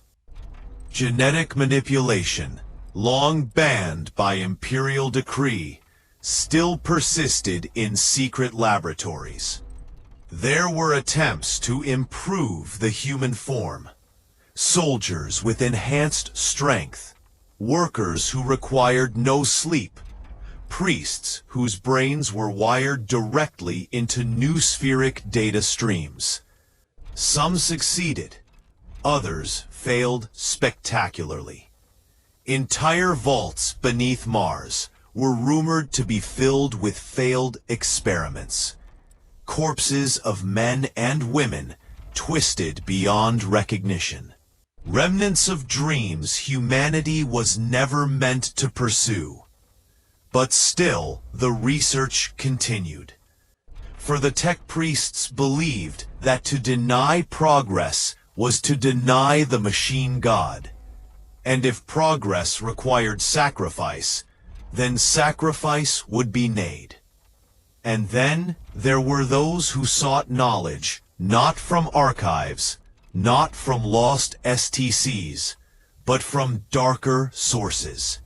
Some magi whispered prayers, not only to the machine god, but to powers far older, far more dangerous. Chaos, the eternal corruption of the warp, offered secrets, forbidden technologies, blasphemous knowledge, answers to questions the Mechanicus had long sought. And for some, the temptation was too great. It was said that entire forges had fallen to corruption, their machines warped, their priests transformed into creatures of steel and daemon flesh. The dark Mechanicum was not a myth, it was real. And every time a Magos delved too deeply into forbidden knowledge, there was a chance he would never return. Even within the loyal Mechanicus, whispers of corruption spread. Some magi were too ambitious, too reckless, too eager to claim secrets not meant for mankind. Others had already fallen, their binary prayers mixed with warp-tainted chants, their creations bearing marks of corruption invisible to the untrained eye. The Imperium needed the Mechanicus too much to question them. They closed their eyes, ignored the signs, allowed Mars its secrets. For without Mars, there would be no Imperium. But the price was always there. For every weapon forged, there was corruption lurking. For every battle won, there was a cost hidden beneath. The Imperium bled not only in war, but in the forges that built it. And often, it did not realize how deep that stood as the beating heart of the Imperium's war machine. Without Mars, there would be no Titans, no warships, no weapons to keep the galaxy in the grip of the Emperor's domain. But behind the hymns and rituals, behind the incense and sacred oils, there was something darker. Corruption. It did not always announce itself with fire and blood. Often, it began as whispers, a data fragment recovered from a derelict ship, a forbidden tome stolen from an ancient archive, a dream sent through the noosphere in binary code, filled with knowledge that no human should know. And for the tech priests, whose creed was, knowledge is divine, the temptation was unbearable. The warp was not only a sea of madness, it was also a library, filled with impossible truths. To most of humanity, such knowledge was poison. But, to the Mechanicus, it was temptation. Some magi claimed to hear voices while interfacing with machines. They believed the machine spirit itself had spoken. But those who listened too long realized the voice was not always the Omnissiah. It was something older, something crueler. The dark gods of chaos promised knowledge, schematics for weapons beyond imagination, patterns for machines that could think, adapt, evolve, secrets of life and death itself. For a Magos obsessed with unlocking the past, such offers were irresistible. Those who fell were known as heretics. They were still tech priests, still robed in red and crowned with metal augmetics, but their prayers had changed. Their binary hymns carried hidden syllables of the warp. Their machine spirits no longer served Mars, but something else. A heretic might not fall in a single moment. It began with small compromises, a forbidden experiment, A ritual not sanctioned by the Mechanicus. A pact whispered in the dark, promising one secret in exchange for one offering. And when the offering was paid, the heretic realized there was no going back, for chaos always demanded more. More knowledge, more sacrifice, more corruption. The Horus heresy was the crucible. When the War Master turned against the Emperor, it was not only the legions that betrayed their oaths. On Mars itself, civil war erupted. Half of the tech priest sided with the Emperor. The other half sided with Horus, and more importantly, with the Dark Gods. They became the Dark Mechanicum. To them, there was no difference between machine and daemon. They fused the two, forging engines of war that breathed warp fire. Machines possessed by entities of chaos, weapons that were alive with madness. Titan engines stalked battlefields, not as god machines, but as daemon machines, screaming in binary and warp tongue alike. Servitors became flesh-daemon hybrids, their souls bound in torment to their steel shells. Even starships were twisted, their machine spirits enslaved by demonic masters. The Dark Mechanicum was born not from rejection of faith, but from its corruption. Where the Mechanicus saw the Omnissiah, the heretics saw only power. The heresy ended. Horus fell. Mars burned. The loyalist Mechanicus rebuilt, swearing their eternal fealty to the Emperor. But the Dark Mechanicum did not vanish. They fled into the Eye of Terror, where time itself twisted. There, they continued their experiments, free from the oversight of the Imperium. For 10,000 years, they built horrors. To this day, when a Chaos Warband strikes, its ships are not merely vessels. They are nightmares of steel and warp flesh. Its weapons do not simply kill, they corrupt, burning both body and soul. Its titans walk like demonic gods, unholy parodies of the loyalist engines. The Imperium whispers of them with dread, for to fight the Dark Mechanicum is to face not only war, but blasphemy given form. Yet even within the loyal Mechanicus, corruption still lingered. Not every Magos who dabbled in forbidden knowledge declared themselves heretic. Many remained within Mars, hiding their experiments, cloaking their corruption beneath prayers and incense. The Imperium knew, the Inquisition knew, but they could not act, for the Mechanicus was too vital. To strip Mars of its autonomy would be to cripple the Imperium. So the silence continued. Tech priests whispered binary litanies with one tongue, while making secret pacts with chaos with another. Entire Forge worlds were rumored to be tainted, their allegiance uncertain. And yet, the war machine kept running, and so the Imperium looked away. In the end, the greatest danger was not just chaos, but what the Mechanicus had always sought: knowledge itself.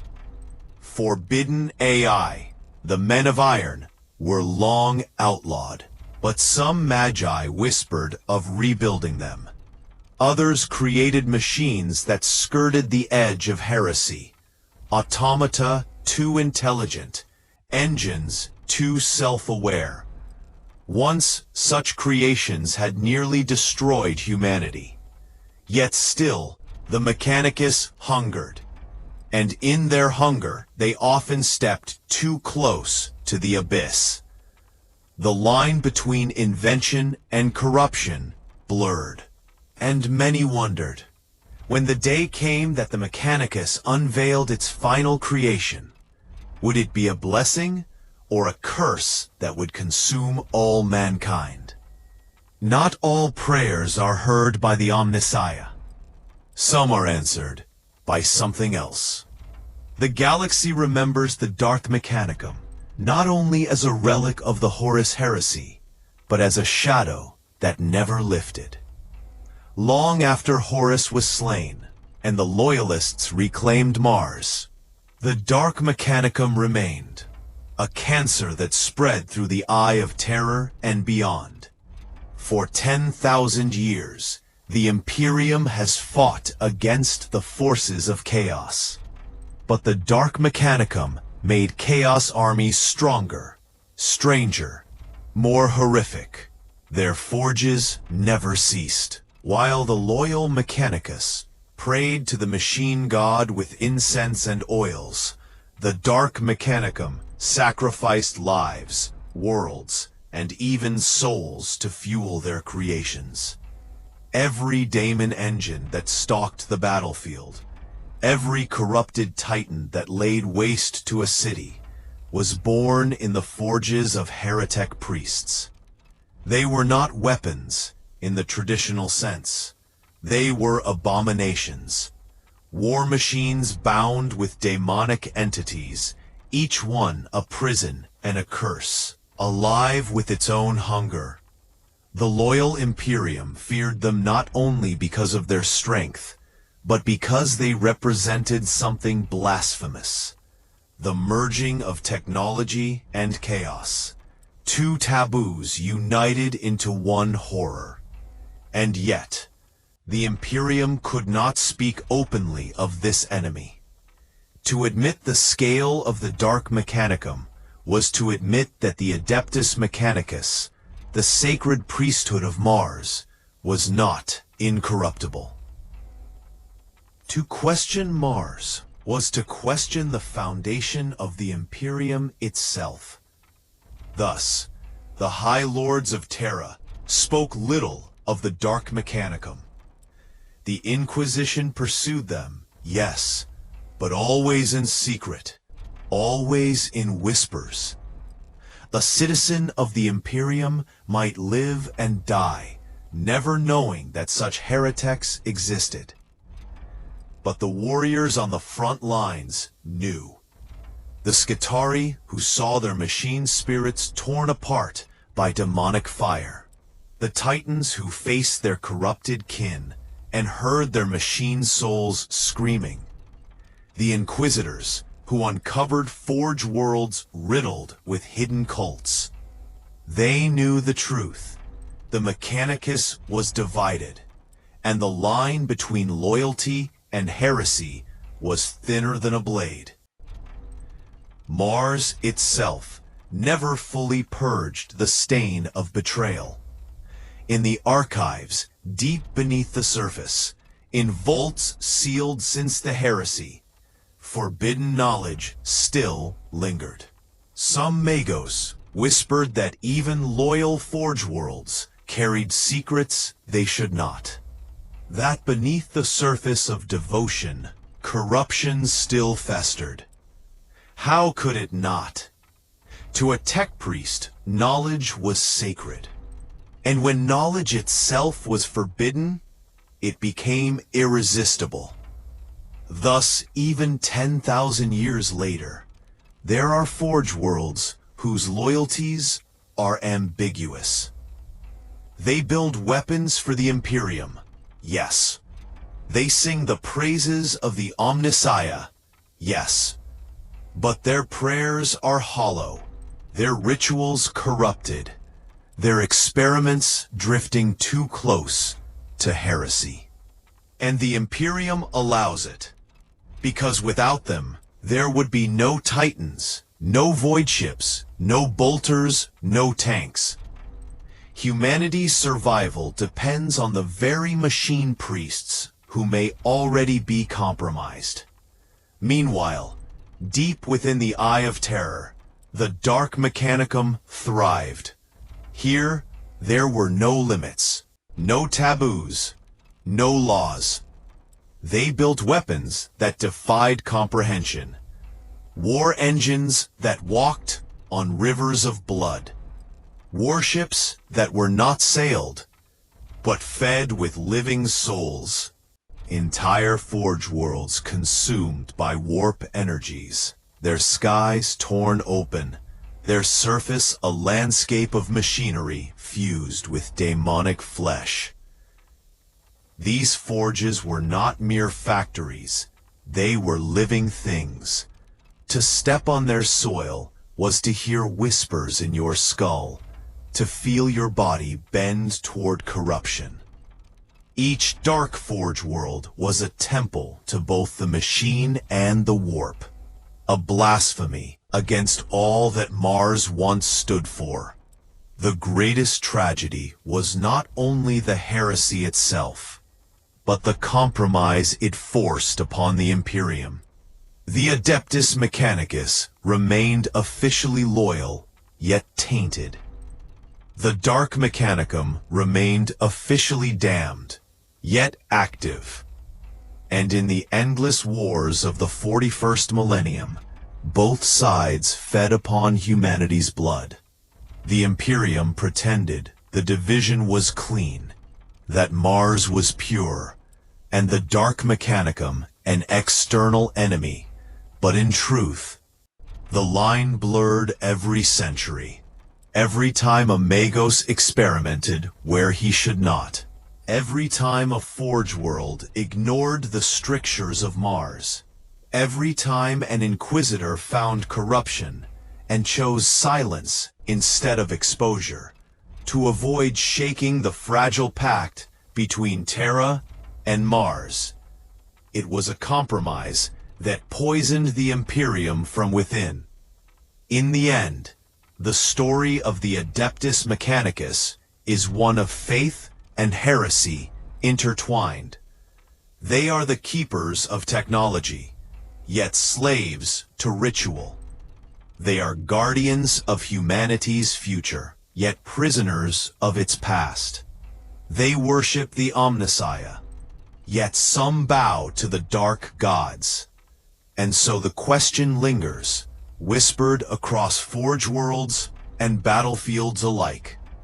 When the final war comes, when the machine god itself reveals its true nature, will Mars stand with the Emperor, or with the dark gods it has courted for millennia?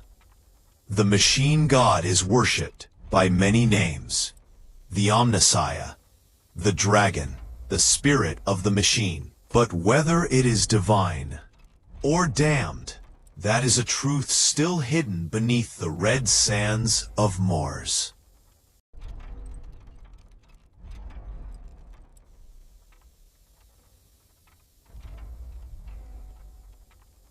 In the endless night of the galaxy, when the light of the Imperial Empire has faded after 10 millennia of war, there is one planet that still burns like an unquenchable red flame.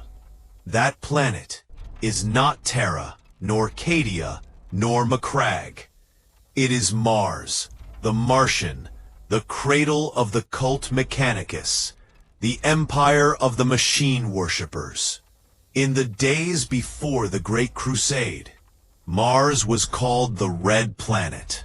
But after allying with the Emperor and becoming the industrial heart of the Imperium, it transformed into a mecha shrine, a kingdom world covered with machine temples, giant furnaces, and technological cathedrals. It is said that when you land on Mars, the first thing you hear is not the sound of wind or sand, but the sound of metal pulsing. The sound of engines ringing like a ceaseless prayer. For every citizen of the Imperium, Mars is a strange symbol, at once familiar and distant. When they looked up at the night sky, they would occasionally see a bright red streak, the light of Mars reflected. For the soldiers fighting on the front lines, it was a sign that new ammunition warships, and weapons were still to come. For the common people, it was a reminder that another world existed, a place where humans had abandoned flesh to become other forms of life, half god, half machine. Mars was more than just a planet. It was a beacon of faith for the cult Mechanicus. On it, every forging fire burned unquenched, not because it was industrially necessary, but because it was sacred ritual. Every hammer strike on metal was a prayer.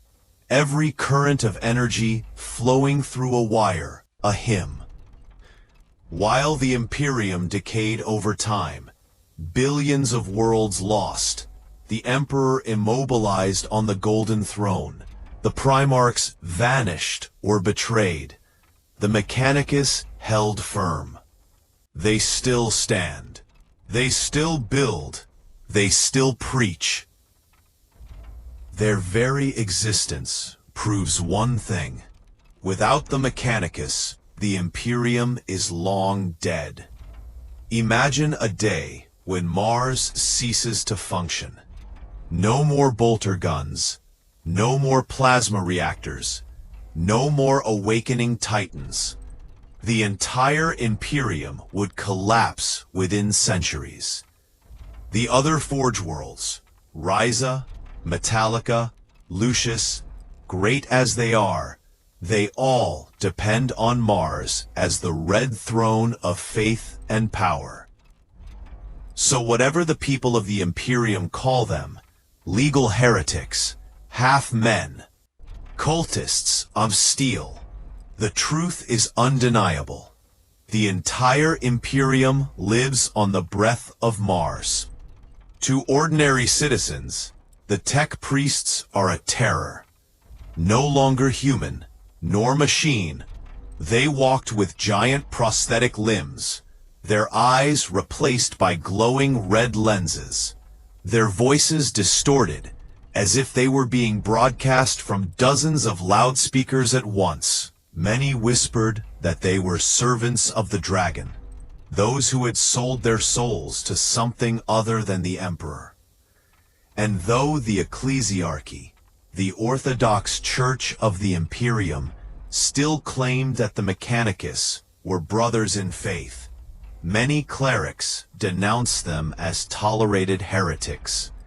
Yet those same clerics were forced to use microvoxes, sanctified bolters, or spaceships to transport them to other planets. All from the Mechanicus. The look was contradictory. Hateful but necessary. Fearful but unable to leave. 10,000 years have passed. Empires crumble, armies fall, even gods fade. But Mars still burns red in the night sky. In the universe of the Imperium, there is no more persistent and strange contradiction than the relationship between the cult Mechanicus and the rest of humanity. They are both indispensable allies and heretics in the eyes of many of the Emperor's loyal followers. And it is in this paradox that the Mechanicus have survived, thrived, and endured for 10 millennia. The Mechanicus have always considered themselves worshippers of reason, numbers, and machines. In their rituals, every action is recorded in binary code. Every mathematical formula becomes a Bible. Every technical diagram becomes a holy book. But the paradox lies in this. What they call science is no longer science. For the tech priests, turning on a plasma reactor is more than just flipping a switch. It must be accompanied by a prayer in binary, a sprinkling of holy oil, and the singing of the ignition canticle. If any of these steps are missing, they believe the machine spirit will become angry and cause an accident. Here, science has become sacred, Technology has become religion. And that is the tragedy of the Imperium. A civilization that can possess technology more powerful than any other civilization in the Milky Way, but no longer understands the technology it is using. One of the biggest paradoxes is the relationship between the Emperor and the machine god. For the Imperium Church, the Emperor is the living god, the only savior. For the Mechanicus, the machine god is the supreme entity, and the Emperor is only called the Omnissiah, the incarnation of the machine god, but not the machine god. This is more a political compromise than an absolute belief. When the Emperor was alive, many Magos doubted, was he really the Omnissiah, or just a strategist using religion to unite Mars and Terra? But then the Great Crusade and the Horus Heresy silenced all doubt. Today, 10,000 years later, most tech priests still proclaim the Emperor as Omnissiah. But in the shadows, many Mechanicus sects whisper that the machine god is the Void Dragon, a Catan imprisoned beneath the surface of Mars. This is the seed of division that the ecclesiarchy fears but never dares to touch. The paradox becomes even more apparent when looking at the Imperium. A church that always denounces the Mechanicus as half heretics, but lives off them. Without the Mechanicus, there are no warships to protect the borders. Without the Mechanicus, there are no weapons for the army to fight. Without the Mechanicus, the Golden Throne, the throne that keeps the Emperor alive, ceases to function. This is the chain that the Mechanicus wraps around the Imperium. They do not need to gain power. They are already in power. The Empire can survive without the ecclesiarchy, but it cannot survive without Mars's prayers. Even within the Mechanicus, there are contradictions. Some Magos see ritual worship as a means of controlling the masses, and true knowledge must be kept secret in ancient archives. Others believe that all knowledge is dangerous, and that the search for new knowledge is a path to heresy. There are hidden sects called tech heresies who secretly research forbidden AI technology, or seek the truth about the Void Dragon. Outwardly, all bow to the Omnissiah, but inwardly, the Mechanicus is divided by the very faith they have built. The flesh is weak, the machine is eternal.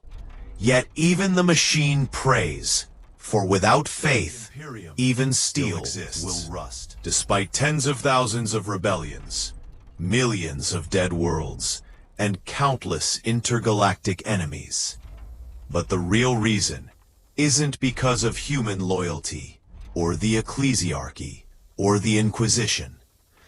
The truth is that the Imperium only survives because of the cult Mechanicus, and the price for maintaining that existence is not small.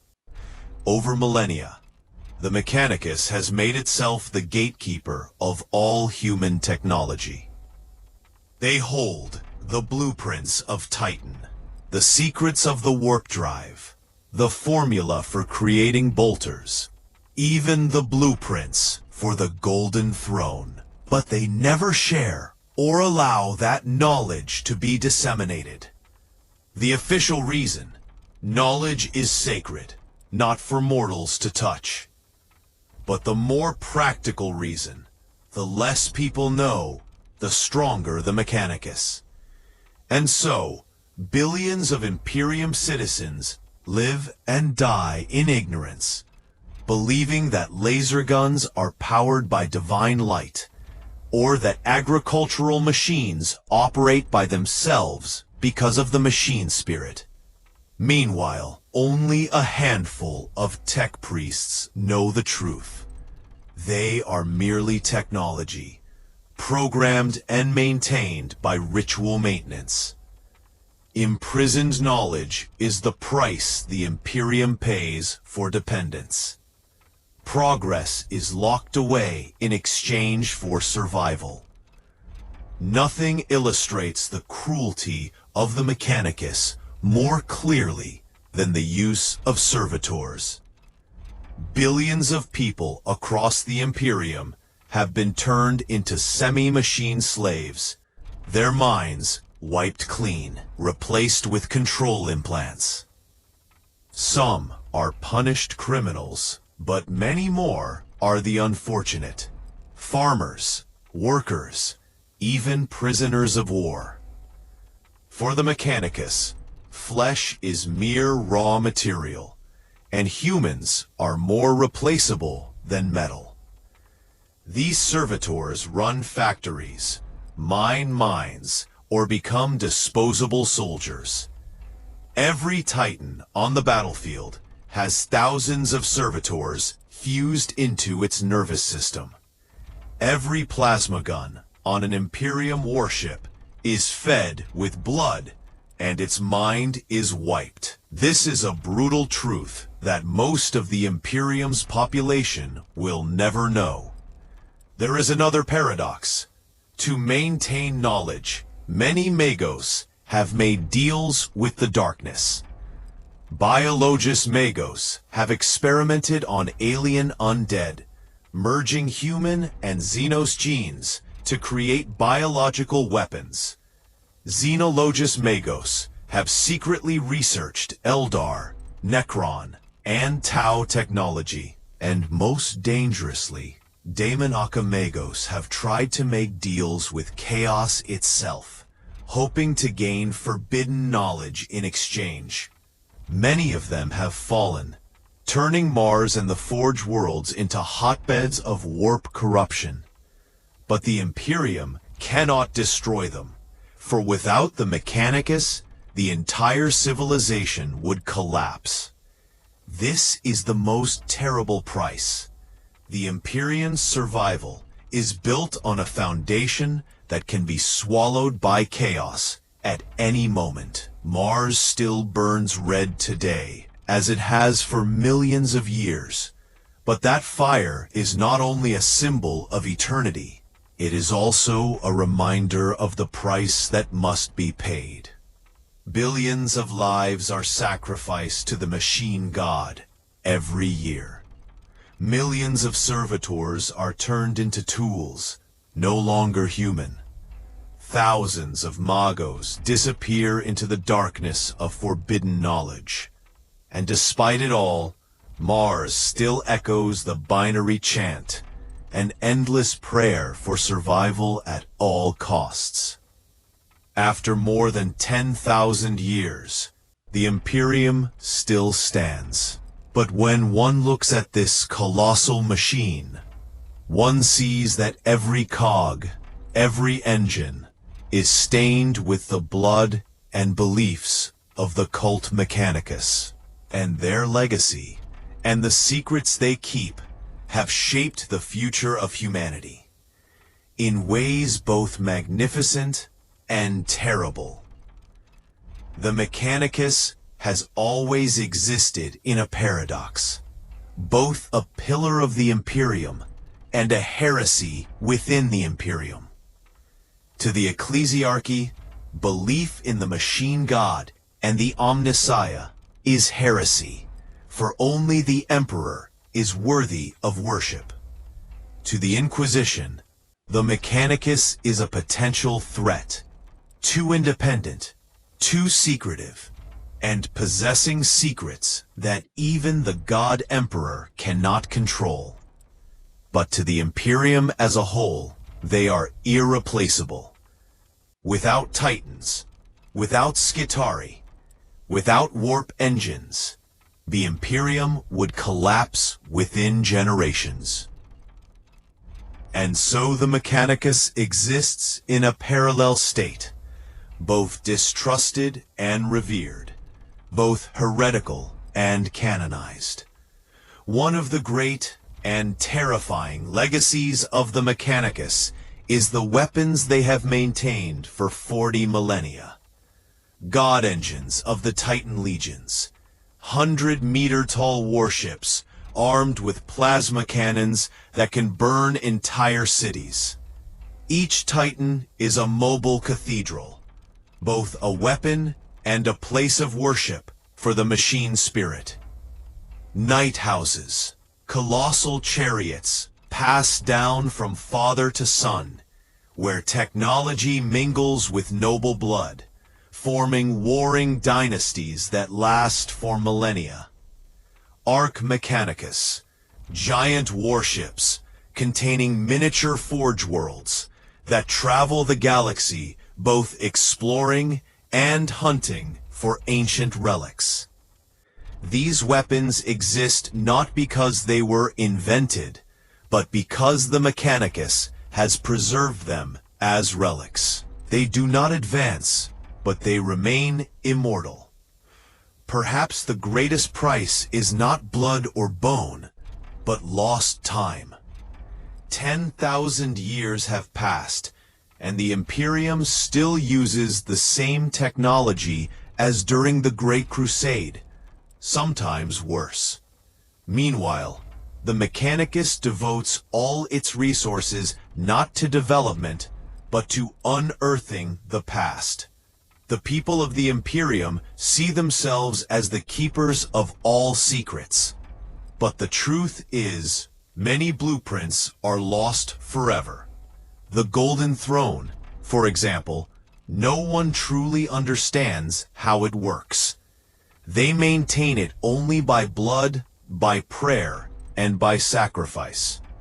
The future is buried in the past, and that is the bitterest legacy of the cult Mechanicus. Immobility is considered eternal. Mars still burns in the darkness of the galaxy.